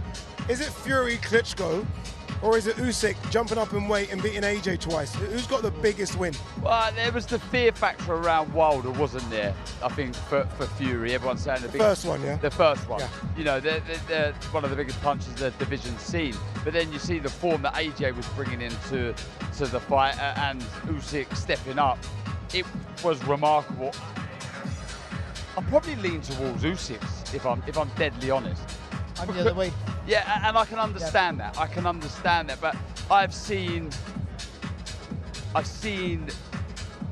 Wilder not looking so great. I think maybe was the reputation a little higher? Was there a little too much fanfare? What was the quality of opponent of Wilder like? You know, was he as good as people made out? No doubt he punched as hard, so it may, you know, glamorise that victory a little bit. But with AJ, we know. Very good fight. Look, it's like that. It's like that. Tony Sims, your former trainer, is going to come in now. Very nice of him to come in. Tony, how are you? How you doing? Yeah, not bad, Tony. How's Joe? We've been talking about the weight. We're all thinking he's going to make that move to lightweight. How's he struggling or comfortable in making super feather? Yeah, we've been out here for 3 weeks, so... It's hot out here. Yeah, no, he's done the weight really well. He was like 3 pound over today, so, you know, he's done the weight easy, to be honest, and... you know, it's been a good camp out here. We've stayed on the same resort as Tyson Fury. We're the only 2 camps on that resort, so we've had a really good camp. No distractions. So, yeah, it's been great. Yeah. So, sorry, I was going to jump in. How is his opponent, Anthony Akachi, a different fighter? I remember him fighting Martin Ward, who you trained back in 2017. How is he a different fighter now? Just obviously experience, you know. That was a few years ago he fought Martin, and Martin boxed well that night, I thought, and he was strong though, and he was a tough competitor. Obviously experience makes you a better fighter, and I believe Joe will be superior to Anthony on the night, you know, and obviously Joe's looking for the big name fights as well now, so he's pretty confident of winning this fight. I was going to say that, Tony. Has there been a frustration for Joe and for yourself that, you know, after that the great win against Rakhimov, Ogawa of course, and also the Rakhimov fight, that he has now the opportunity to really showcase his ability at a slightly higher or bigger platform, if you will? Yeah, obviously he wants the big names. He's won the world title twice, and you know yourself, Barry, it's not that easy just to make the big fights. You know, it's pretty difficult. There's a lot goes into the contracting of everything, and but I think after this fight, you know, he comes through this fight, I think his next fight will be either you know, a big name or a unification. That's what we want to see him in. Tone, I've got to ask your opinion on the main event, Tyson Fury versus Oleksandr Usyk. A lot of people saying it's a 50-50 fight. How do you see this playing out? Yeah, it's obviously a 50-50 fight. I feel like a lot of the media are leaning toward Usyk beating Tyson, but obviously I've been with Tyson for the last couple of weeks in camp. I watched him train. He's in unbelievable condition, like probably the best condition he's ever been in his life. When you're talking to him, he's like super confident that Usyk cannot beat him, you know, and he really believes that. And I do believe that we're probably going to see the best Tyson Fury we've ever seen. And if that Tyson Fury comes into the ring, I think he'll be unbeatable. You know, his size, his speed, his reach, he looks phenomenal. A best Tyson Fury is quite scary when you think of the performances against Wilder and Klitschko. Our main event fighters are now here. They are ready. Oleksandr Usyk is in the building, as is Tyson Fury. So let's throw it. Oh, no, not yet. Sorry, Thomas, I keep doing this to you, Thomas. You keep walking to the center of the ring. I think it's going to happen. It's not happening yet. In terms of Usyk then, last one. In terms of Usyk as a fighter, I mean, Vladimir Klitschko was fantastic. Deontay Wilder was fantastic.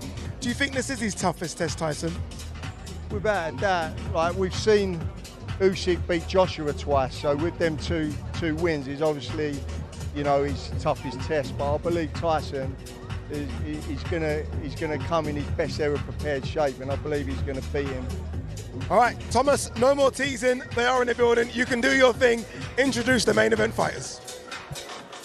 Ladies and gentlemen, welcome to the media workouts for Ring of Fire. A great night of World Championship Boxing this Saturday, live from Kingdom Arena in Riyadh, Kingdom of Saudi Arabia. It is all being brought to you by Frank Warren on behalf of Queensberry Promotions and Bob Aram for Top Rank Incorporated, in conjunction with Riyadh Season, National Events Center, the General Entertainment Authority, GIA, Gold Star Promotions, K2 Promotions, and Sella.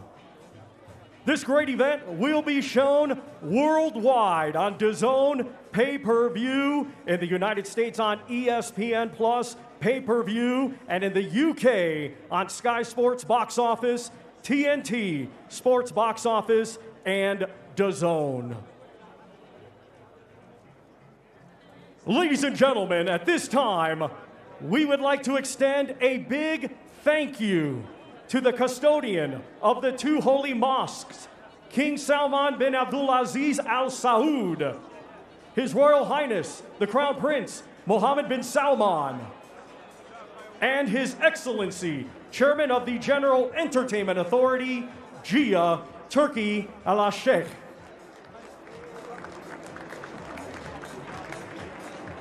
Ladies and gentlemen, our main event this Saturday night, scheduled for 12 rounds. It will be for the undisputed heavyweight championship of the world.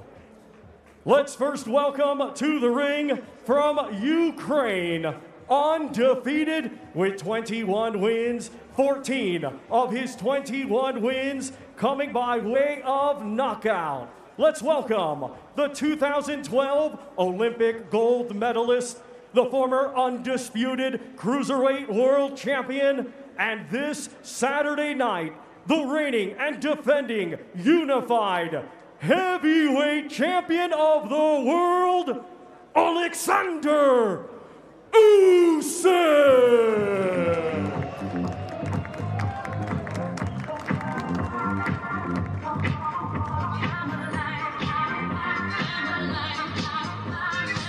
Here he is, the current unified heavyweight champion of the world, the former undisputed cruiserweight champion of the world, Olympic gold medalist, world championship gold medalist, European championship gold medalist, and he's brought the whole crew with him as well. Ain't playing games. Nah, they mean business. When you're reeling off the titles there, it's like going into a restaurant and getting your bill at the end and it just rabbles to the floor. That was my Michael Buffer moment. Do you know what I think his biggest strength is? And I said it yesterday, his temperament. He's so level, isn't he? Whatever the occasion, and the same in a fight situation. He's so level all the time. Never gets rushed, never gets panicked.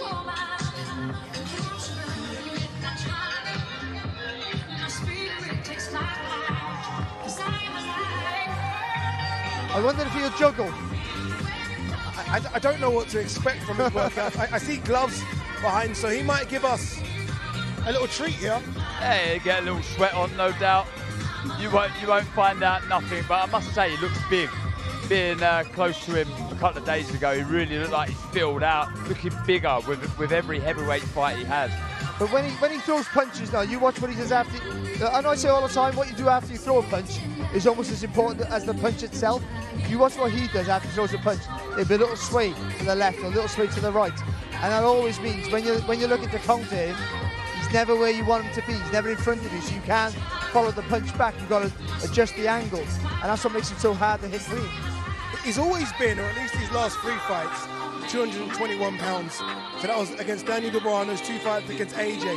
His first fight, or his fight, against Derek Chisora, I think he was 217. Is there a danger, because he does look a lot physically bigger to me, is there a danger he's going to try and play the size game like Wilder did, because he's trying to almost force through on the back foot with his size? There is potential of that. I think he's far too professional to make any mistakes like that. I think they'll be managing the weight really, really well. They'll be looking at the hand speed, the foot movement, how he's feeling at certain weights. They would have left no stone unturned. I think it's important that he puts on a bit of weight because he slides in out of distance rather than bounce. So he needs to be fluent, but he also needs our size as well. So he can't be bullied. When Tyson does lean on him, he has got some resistance with the weight. Look who's joined us, Alex Prassett, watching his man Oleksandr Usyk just go through the motions here, putting the gloves on. Alex, when I spoke to Oleksandr in the week, he said, I've been wanting this fight, this moment, for 22 years. This is what he's been dreaming of, a fight of this magnitude. How long have you wanted this moment for him? We started our journey together back in 2013. It's more than 10 years already. We've gone through hell and paradise, through water and sky, through everything. When I first met him, when we were making a deal, I gave him a promise that he will become the world champion in 3 years. God helped to accomplish my promise 3 weeks before the expiration. And since that time, we are together. Alex, we had a talk off air yesterday, and you were telling us about the preparations that Usyk's having, the damage that he's been putting on to his sparring partners. They've been struggling, they've been dropping the size that he's been putting on. Can you tell us about the preparations for this fight? Listen, it's Tyson Fury's fault. I'm not like blaming him, but it's naturally his fault. Because he rescheduled the fight 3 times, and he gave a chance for Oleksandr Usyk to get as big as that, to get as strong as that, and as well trained as that. Yeah, now he's a different man. I mean different, he's not a cruiserweight, he's not an amateur anymore. This guy is a tough, look at what he's doing. That's why when I speak about the upcoming fight, I mean the finish inside the distance. He's too strong now. By the time, do you mean he's had time to put on the weight and then be able to keep the mobility, like train with that weight with him to keep the suppleness that he has? Ukrainian food, that's his best supplement. Can you send me some, please? We all need that, we all need it. No, listen, his camp is the bunch of scientists. Every man that you see around him is a scientist in his field. It includes everything. It includes diet. It includes how he sleeps. It includes how he eats, how he trains, what he does, what he doesn't do. So every single moment of his training camp is under control. And his body, his mind, everything is under control. That's because the big results needs big efforts. And these guys, they have put the biggest efforts into it. And that's why he's always calm. That's why he's always calm. He's always level-headed, never panicking. You know why? The fighter deserves his victory, not in the ring. He deserves his victory in a training camp. And this man has gone 3 already in a row. So he deserved it 3 times. When he gonna be waiting for the fight, for the walk-in, he will be nothing to hesitate about. He's done it 3 times. He went through almost 500 rounds of sparrings. Can you imagine? 500 rounds of sparrings for just 1 fight. That's why it's undisputed, and that's why this man deserves to be undisputed. Alex, we spoke about Usyk's weight, the size of Usyk. A lot has been spoken about Tyson Fury, the amount of weight he's lost. What do you think? What does that show? Yeah, Oleksandr Usyk did not gain weight because there was no purpose for that. He stays in his normal weight, he looks better. It doesn't mean that the amount of his muscle is the same, it's bigger, but his weight is more or less the same. But we're gonna see it Friday night. Regarding Tyson, if there is no science behind it, some sophisticated science, then it's probably not the best work he's done. I mean, losing weight that fast and that much. Now we see, now we call, Usyk doesn't call him greedy belly anymore. Now he calls him skinny belly. there's been so many conversations about pound-for-pound fighters, all-time great fighters. If your fighter becomes a double undisputed on Saturday, there has to be a discussion as to where he ranks as one of the all-time greats, yes?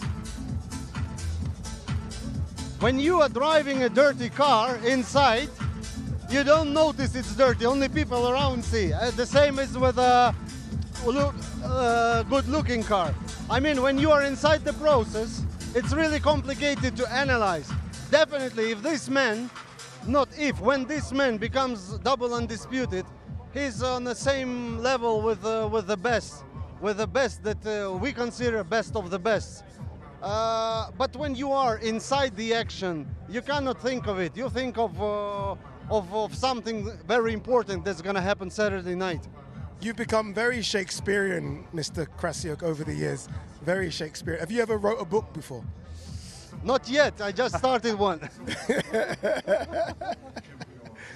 I think Oleksandr Usyk has finished his little session for us. I think. There's Tyson. Skinny belly. Skinny belly. But he looks good. I'm just about to say that. He does look good, doesn't he? Absolutely. Yeah. He can be, how you say this? He can be a hero for the underwear commercial. That's what Usyk said. Just quoting him. Did you look at this as Usyk's toughest test? Again, you look at what he did as a cruiserweight, as an amateur, as a heavyweight. Is this the acid test? Definitely, yes. Yeah. We respect Tyson Fury. First, as a man, as a personality, this is 100%. It's not under discussion. But we also respect him as an athlete. The guy who achieved that much, who went ups and downs. But for me, his biggest achievement is the comeback. After his roller coaster, mental roller coaster, after his fight with Klitschko. Yeah. He had some tough times. For me, that was the biggest thing he could ever do. All right, Ali Drew is in the ring, as is obviously Oleksandr Usyk, and I believe she's going to get a word with the unified heavyweight champion of the world.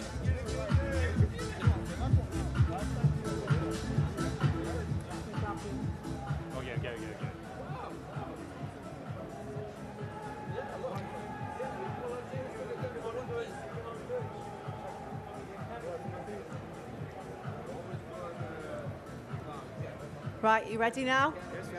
Just having a drink. It's very hot in here. Just having a sip of water. I asked you this yesterday, but I'm going to ask you again. How do you feel? Я вас хочу спросить сегодня. Как вы себя чувствуете? I feel good. Again, please. Now, you've been in this position before. You've been in the fight week for an undisputed fight. Does it feel familiar, or is this new feelings this week? Does it feel a little bit different? В этот раз ощущаю такие же ощущения или другие? Кожного разу нові емоції, і це будуть нові емоції, тому що це дуже великий поєдинок для мене, для моєї країни, для багатьох людей, які тут зібралися. Все нове, кожен день новий і кожне діло нове. Each event that they take place will always have a new experience. Each new day, each new experience will, for the country, for the team, is always a wonderful, great new experience. Now, before you get out the ring, just a final word to Tyson Fury, who is waiting at the end of the purple carpet. Последние слова, Tyson. I don't have last questions.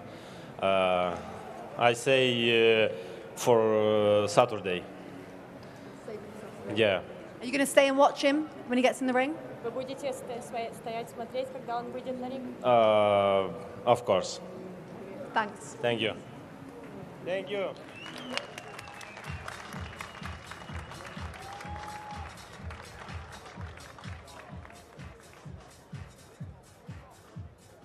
Let's now welcome to the ring from England, undefeated with 34 wins, one draw, 24 of his 34 wins come by way of knockout. Ladies and gentlemen, here is the lineal world champion and the reigning and defending WBC heavyweight champion of the world, known as the Gypsy King, Tyson Fury!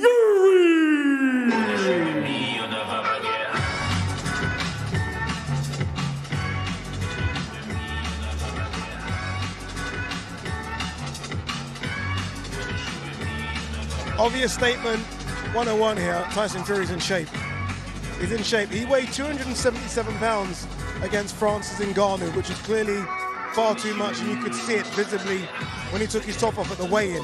I would hazard a guess to say he's around 20 pounds lighter than that and will be on fight night. Yeah, I think so. And see, he's not foolish. For all the joking around he does and all the dismissive things that he says, he knows this is, if he doesn't get it right here tonight, Saturday night I should say, then all the good work he's done, he can be questions being asked of him. He says he's the greatest of all time. That's his own admission for that, of course.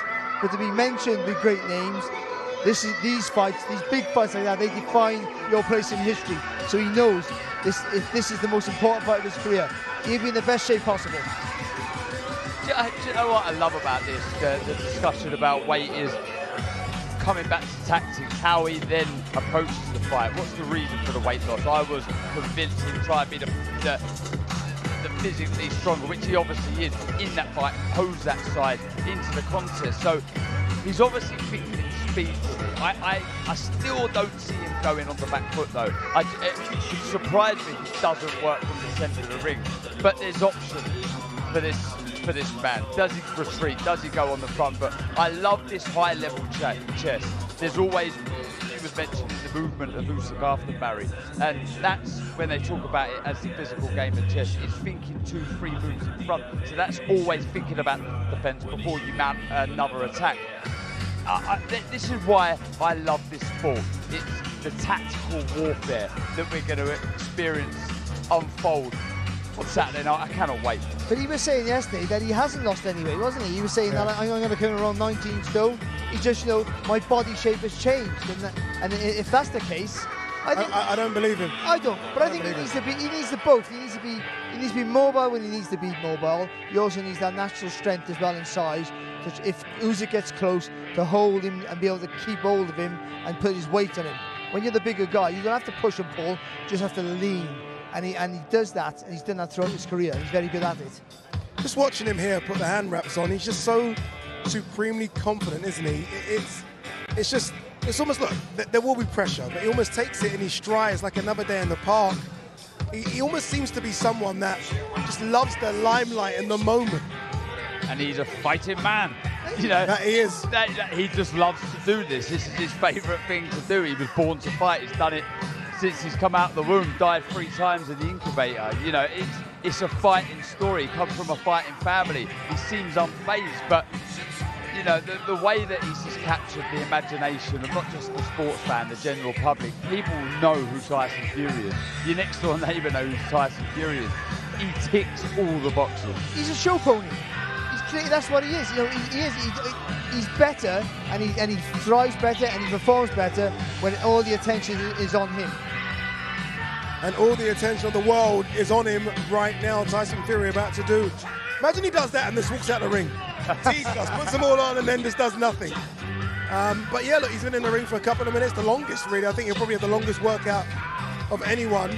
And he's just soaking this all up. He really is. And do you know what I also like? That it's a family affair. He's got the whole family here. The kids on the apron there with the belt, the WBC belt. He's a family man. But he just transitions into a monster, a fighter, just like that. You can see him switch very, very quickly. You can see his dad switch very quickly. It's just in his blood to do this. Some people thrive in chaos. Some people are more comfortable, are more relaxed, and more focused in chaos. And I think he's that. So sometimes he has to create it. We've seen in the past how he creates it. No, I think he just acts funny, does things, sings. And I hope we get a song today, actually. But he does all these sort of things to bring extra attention. So it's sort of manic and chaotic. And I think he feels at home then. Obviously, look, we've been talking about this is the first undisputed heavyweight title fight since Evander Holyfield and Lennox Lewis 25 years ago. I'm trying to rack my brains as what has been the biggest heavyweight fight since this? Like in recent memory, is it Wilder Fury 2? Has that been the biggest heavyweight fight? I mean, that's massive. Also, when Tyson Fury ripped the crown away from the man that reigned for over a decade, Klitschko. in Germany. You know, that's a massive win. When you was asking me who's got the bigger win, perhaps that probably is. I know it probably wasn't prime Klitschko, but still, to go to Germany and beat a man that's reigned for that long is so impressive. I mean, some of the Lewis fights were huge. I used to love watching them. You know, what a great fighter he was. I'd love to have put Tyson Fury in this era now. I'm personally against them all. But this man here has been in some massive fights, and he's still doing so. And I think as long as he keeps fighting, he's going to be in huge fights. That second Wilder fight, where he boxed brilliant in the first fight, and obviously in the end then, it was a draw. We felt hard done by getting off the floor the way he did, and then coming back and telling us all he was going to push the big puncher back and knock him out. No one believed him, but when he did it, it was one of the best performances I've been at ringside. Look who's here, my best friend Spencer's here again. He said Spencer's coming up. Not again! Not again, he's not going to do it to me. Spence, we're just looking at Fury now. Even Alex Cressett was looking at him as well and he said, he's in great shape. He's unbelievable shape, but let's have it right. Usyk's in unbelievable shape as well. Usyk looked very big to me, and he came in and went on an orthodox stance as well there. I don't know what he's trying to do with that. Yeah. But, I didn't even notice that. Yeah, well he did. Yeah. You come on, he tried to do the orthodox job. Sorry, so he came on with the orthodox stance, and he's having a bit of fun. He's a big looking man. Look, he's over there looking now, look. Spencer. He is. Fraser Clark, the traitors with him, look. Look at that, look at that. Spence, before we go back to the fight, I just want to talk about Riyadh, the Riyadh season, what Saudi Arabia are doing for boxing. When you had these early conversations way back, could you ever imagine it would become as big as this? Not really, no, to be honest. I knew it'd be big, but I didn't think it'd be this. I knew it'd be big, but you know, after the first cut, you wonder then, don't you? Think people lost the appetite that they got. It just seemed, I mean, the phone calls we're having and the people who are flying in on private jets and they want ringside tickets, they want the best seat in the house, which is simply not there anymore. It's a sellout. It's gone. The fight's sold out. So there you have it. You know, we've done a great job. I think what really happened was everybody knew it was on when the big kickoff at the beginning of the week and the juices started flying for everybody, you know? Sorry, Baz, sorry. Fury just went southpaw there. They're both playing games with each other. They're both playing games, Shan. Look, I can do what you can do. Look at Usyk, Usyk, isn't he? Yeah. So yeah, of course, one game to another game. It's a war, isn't it? It is. It's World War III. It certainly is. Sorry, Baz, go on. Go on, Baz. Can it get any bigger than this? I know this is the biggest fight, but over here, can they do any more than they've done? I can't believe they keep surpassing themselves, but surely this has to be the limit. I think it's the pinnacle, Barry. It has to be. I don't think we can equal it, but you know yourself, the first one's always the best. Yeah. And the second one follows. It never is the same as the first one. But anything's possible. I think if everything was to go how we want it to go, and Anthony Joshua came into the spotlight, I think possibly that's a bigger fight. But what we've seen with Tyson Fury in the Wilder fight, you thought it couldn't get bigger than that, and then the second fight was bigger again. So he has form in that. This is like a fairy tale, isn't it, for us? Oh, it's unbelievable. Fans. I see Mr. Barker the other day, he said it's like a dream come true. It is, I mean, it's incredible what's going on in this sport. There he is. Eyes. I'm fascinated to how much he's staring at Fury. He's been studying Fury for a year. And it's like, no, I need a bit more, I need a bit more. I think there was a little bit of terror there. Spencer, talk to us about the size of Tyson Fury. Yeah. We've mentioned the weight of Usyk, but Tyson seems to have lost a fair bit of weight. Could we look into that in any way? I think opposites have happened here. I think he's bulked up. He looks a big man there. Tyson has dropped down, but he'll still be 18'6", 18'8" on the night. That's a huge man for 6'9". As you can see, look at the shape he's in. He's happy. He's so happy. He wants it. He wants to have a tear-up. Is that to give him the flexibility to be adaptable to, if he has to go back to the old Fury of being evasive, or the recent Fury of being more aggressive? Yeah, I think, look, there's the old adage, isn't there? You can't teach old dogs new tricks. But, you know, we haven't seen Tyson revert back to his boxing style yet, and maybe we will on the night. Maybe we'll see that Wilder 2 back in him, where he, you know, he might have a complete tear up and a proper row, or Wilder 1 where he boxes his head off. I don't know myself. What's your gut, Spence? Does this go the distance, or is there a stoppage in this fight? Your gut. I was thinking stoppage. The more and more I look at it, and the more I look at the Usyk and everything, I think it'll be a convincing points win for Tyson. Right. I think it'll be a convincing points win for Tyson. Yeah. I've had a look at the bookies, and the best bet on the card is a split decision on the fight. 12-1. So there you go. 12-1. 12-1. Bit of money to be made there. Yeah. This fight was supposed to happen in February, Spence. He got a cut. It looks like the cut's held up well. The cat is in great shape. We've had 2 or 3 people look at it. Yeah. And because luckily enough, that the weather got a little bit better in England, didn't it? And it got a bit warmer. And the cut seems to have healed really well. Yeah. How are you wearing that jacket, by the way? You must be on fire. No, I'm not actually. It's a very lightweight one. And when you're fat, it doesn't really matter. And you're like a local man now, aren't you? You spent some serious time here. I don't know how long I spend most of my time here now. So, yeah. I mean, it doesn't bother me that much, the heat at the moment. No. But Spence, did you ever think you'd be involved in something of this magnitude? I mean, forget about all this show in particular. In the wildest dreams, you couldn't, I can see you smiling there. Yeah, in your wildest dreams, you couldn't imagine it. I mean, you know, from zero to hero type job, isn't it? That's what it is. I see in the boxing news as well, you was ranked, what number was it? Most influential man in boxing. I thought somebody was winding me up when they told me that. That's incredible, though. Yeah, but it's all down to Tyson, got his trust in me, Turkey Al-Sheikh, his team have got their trust in me. We've done the 2 biggest fights in the world, and I think we're going to do a lot more. The indication is this is just a start, and there's massive things to come. So you've got a future Hall of Famer in your fighter. Yeah.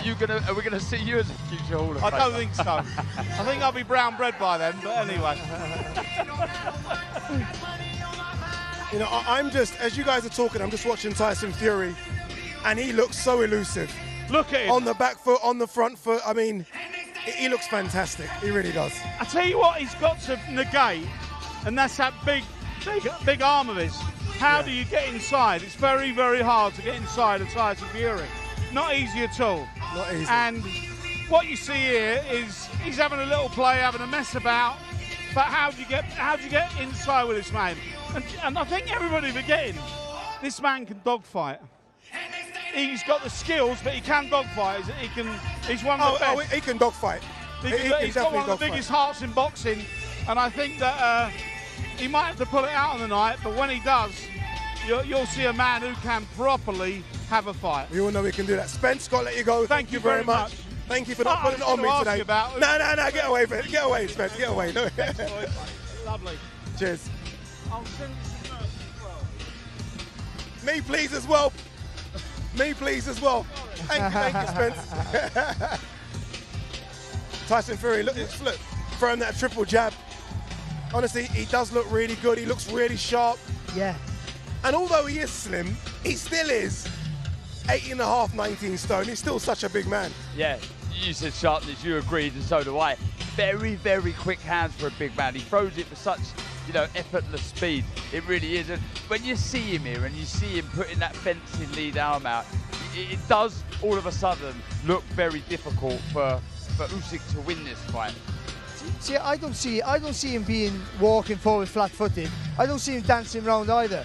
But I do see him being more on the balls of his feet than we've seen him in recent times. I think from the centre of the ring? Yeah. Well, I think he's going to allow Usyk to come at him a little bit. But I think he's going to be feinting, stepping back, and trying to make Usyk fall short and then counter it. But I think that jab, whipping jab, flicking jab, is going to be a constant weapon, trying to force Usyk to punch from too far out.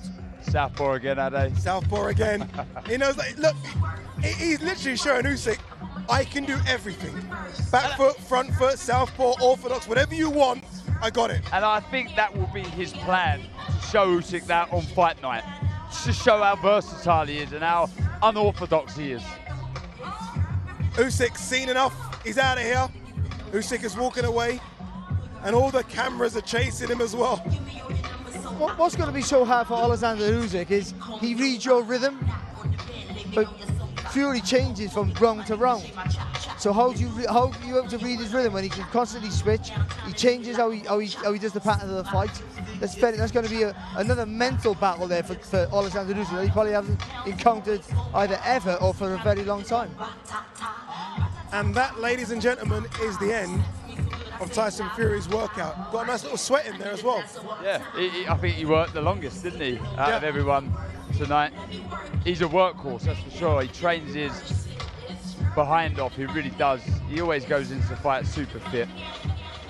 And he'll have to be super fit, mentally and physically, to overcome Usyk Saturday night. That's it, someone hold my mic. Rocky Balboa's on, it's time to do some press-ups. Well, we've seen you shadow box so far, so it was going to be right to finish off the workout. Shadow box. All right. No, you look good. What Rocky's is from? 4. Yes. Love 4 that. Love in that. the snow. This is when he's in the cave, basically away from home. He's in the snow. He's doing everything. All right, very quickly. Rocky 1 or Rocky 4? 4. 4? 4. There you go. There you go. All right, Ali Drew is ready to interview Mr. Tyson Fury. Let's hear what the lineal heavyweight champion has to say.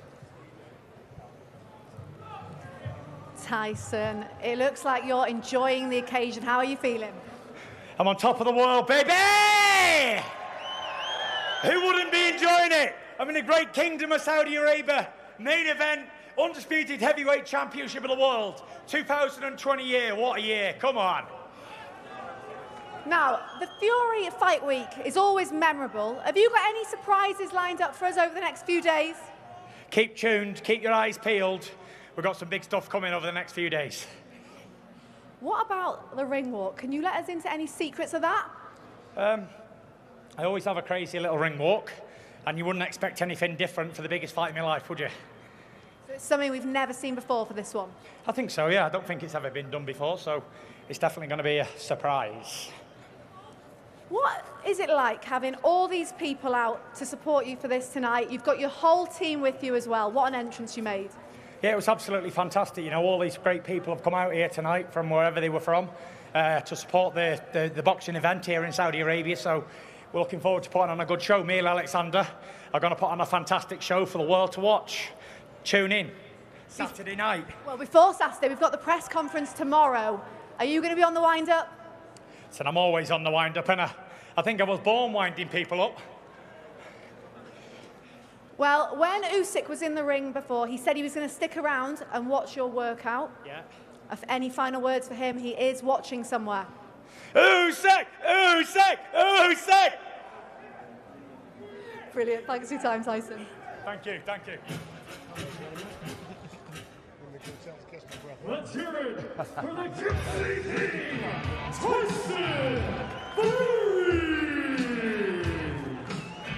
As Tyson Fury leaves the ring, his trainer has joined us upstairs here, Sugar Hill Stewart, you were running. They made you work for that, Sugar.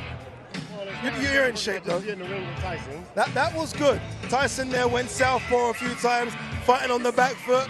You guys are trying to show us some tricks here that you can do everything. Yeah, he walked me down, so I couldn't get him off me on the rope. So I think his weight is very good right now to keep keep a small guy like myself contained. What's his weight? I don't know. You do know. Don't care about the weight. No? He says it every morning, but I don't listen. Okay. I'm not concerned about the weight. I'm only concerned with the way he performs at what he is. Yeah. And I'm happy with that. Right, tactically, you just mentioned there, walking you down, is the plan. I know you're going to give too much away, but is the loose plan to get that size into the fight? Walk Usyk down. The plan is to use everything that Tyson Fury has the ability to. And that's a part of it as well. It's walking him down. It's also boxing. It's doing a little bit of everything, you know? Tyson can do everything. Yeah. So I think it'll be a good mental challenge for Tyson. This is what he's up for. Yeah. Is that the thing? Is that Tyson's main strength is adaptability in fight mode? So when the round's going on, you can change the tact. Yes, Tyson is very adaptable in any situation, as we've all seen him before. also is Oleksandr Usyk. Yeah. So that's why this is a great match, and Tyson is very, very up for this fight.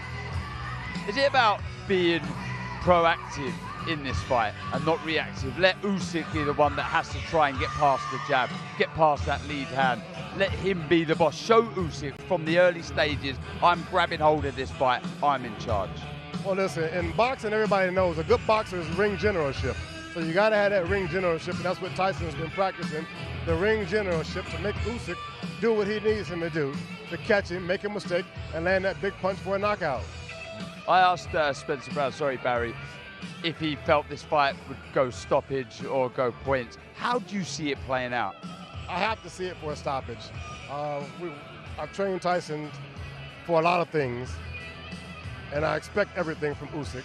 So he's well prepared, and I expect a knockout, period. Yeah. We've all been saying how important the jab is for both, but in particular Tyson Fury to dictate that range. Is that something you've been working on more than most? Definitely. It's important. The jab is one of the basic fundamentals of boxing that people don't use. Even when they get an opponent hurt, they won't go back to the jab, which got them there. They'll just start throwing big haymakers and big left hooks and right hands, and they've forgotten about what actually set up the power shot was the jab. Sugar, how good is Oleksandr Usyk? I mean, the accolades speak for themselves, but just from you, from someone with your boxing knowledge, having watched so many different boxers, you come from boxing stock. When you look at Oleksandr Usyk, just how special is he? Listen, we both trained hard. I did a lot of thinking for this fight, and Tyson's been paying attention, and he's very focused. As Tyson stated, I mean, Oleksandr Usyk has all the credentials. There's been smaller guys moving up from cruiserweight to take over the heavyweight division, and that's what Oleksandr Usyk has done so far. Now it's time to meet Tyson Fury. Obviously, look, the focus is on fighter versus fighter. Do you ever think of what you're doing as a trainer? As a trainer, you're going to be potentially, and it's right there at the moment, a trainer of an undisputed heavyweight champion. Do you ever think about that? I'm only thinking about it because you and some other guys, they bring it up. And then it comes to me because I've never really thought about it that much. And then when I do think about it, it's a little bit sentimental because Emmanuel Stewart, my uncle, had the last heavyweight undisputed champion, which was Lennox Lewis. Special, isn't it? Oh, yeah. Special. I'm here for a reason. You certainly are, and so is Tyson. That's what he continually tells us as well, that he's here for a reason as well. Final one, we're here again. We've been here, me and yourselves have been here in the Kingdom, Riyadh. We've seen big events in America. We've seen big events in the UK. We're seeing massive events here now. Listen, this is something that I remember before Emmanuel passed away. He was talking about, probably about 20 years ago, when they were talking about doing big fights in the Middle East. And now we're here, you know, probably 12 years after he passed away. And for me to be here on this stage, in this magnificent country with these great shows that they're putting on, they're making the fights here. They are certainly making the fights. Yeah, the Turkey, he's putting on these fights, he's getting these fighters together. You don't have to worry about the promoters and all these disputes. Everything is set up for him here, and I think everybody's loving it. Boxing is loving it, the fighters, and then the fans are getting what they want and what they deserve. Yeah, the fans get what they want on Saturday as well. Remember the main event, this man trains him, Tyson Fury versus Oleksandr Usyk. Let's remind you of the fight card, because it is a very, very big fight card come Saturday.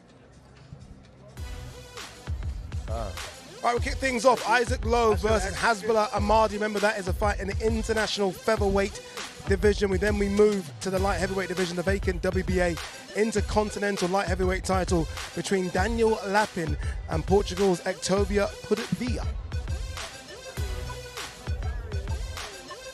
We then go to the cruiserweight division. David Nyika, unbeaten, versus Michael Seitz from Germany, unbeaten. As they say, someone's O has got to go. We stay in the cruiserweight division, not a light heavyweight contest. Sergei Kovalev, the former light heavyweight king, takes on Sweden's Robin Silwin Safar.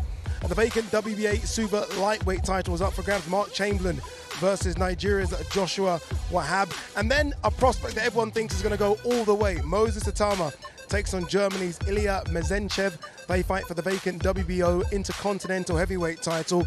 Staying in the heavyweight division, this is a big one. Unbeaten versus unbeaten. Cuban's Frank Sanchez takes on Turkey or German.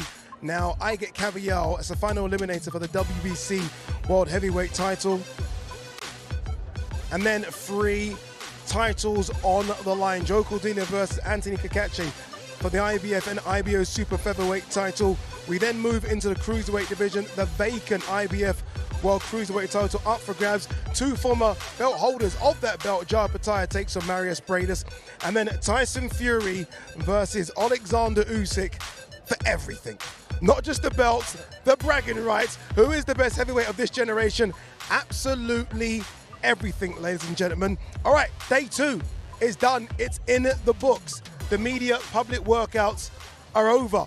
Now, have you changed your mind again? No, or I must say I'm now a lightweight. You're more reaffirmed. The amount of weight I've lost this evening. Yeah. But no, I haven't. I still believe Tyson Fury wins this on points. I think we're going to see a bit of everything. We're going to see lots of drama. We're going to see some high-level chess. We're going to see a bit of everything. But I just believe Tyson Fury will get the job done. Yeah, well, I've been steadfast, haven't I, with Tyson Fury. I think it's going to be a difficult fight for him. But I do think that adaptability we always talk about, he has it in spades. And I think that will be the difference here. All right, Ali, you were there. You're up close and personal with the both main event fighters. Go on, how are they feeling? The weight, how's it really looking? It's difficult to see from here. Does Tyson Fury look as good as we think he does? Yeah, he did. I was surprised, actually. He looked relaxed. He looked confident. He was dancing in there, singing. He looks in great shape, like the best shape. He was looking quick. He was having a laugh in there. So he just looks like there's no pressure on him, but he looks, I'd say, the fittest that I've seen him. And Oleksandr Usyk, I mean, we've been saying here he looks a bit bigger. As I've continually repeated, he normally weighs in around 220 pounds. Does he look bigger than that? Do you think he's going to come in a bit bigger? I think he will. I've not actually seen him up close, so I can't compare it in real life terms. But to me, he looks like he'll come in heavier, I think. That's probably the tactic, I would say, from him. But yeah, again, he looks confident. He comes across almost indifferent sometimes, but that's obviously not the case. But he's very, very chilled, and yeah, he looks up for it as well. All right, Fury, don't do anything. Stick on the fence. Stay with me. Stick on the fence. It's the best place to be, Ali. Trust me. You want to keep a long term in this business. Stay on the fence like I do. All right, day 2 is now in the books. Tomorrow we have the press conference. Then we got the weigh-in, and then we have fight night. The QR code is on the screen. Scan it. Be a part of something very, very special. We are going to find out who is the man in the heavyweight division for the first time in 25 years. Why would you, in my Teddy Atlas voice, not want to be a part of this? Of course you want to be a part of this. We'll see you tomorrow. A tale as old as time.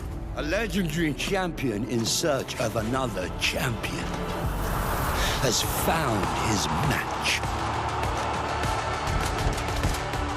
Facing each other under the watchful eye of history. Let's get ready to rumble! And it is time to fight.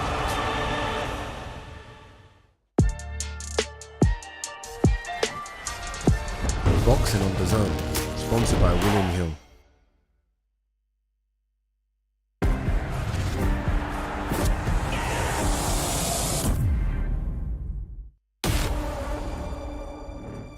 ready, steady, go! He took my childhood. Do you find him? He's mine. Furiosa, a Mad Max saga. There is no hope! In cinemas May 24.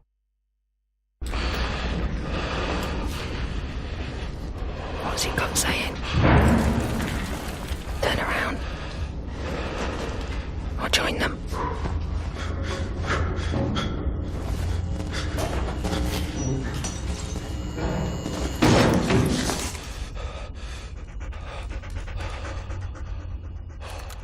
One time, stray dog. You've got the instinct. Now, get the training. Boxing on DAZN, sponsored by William Hill.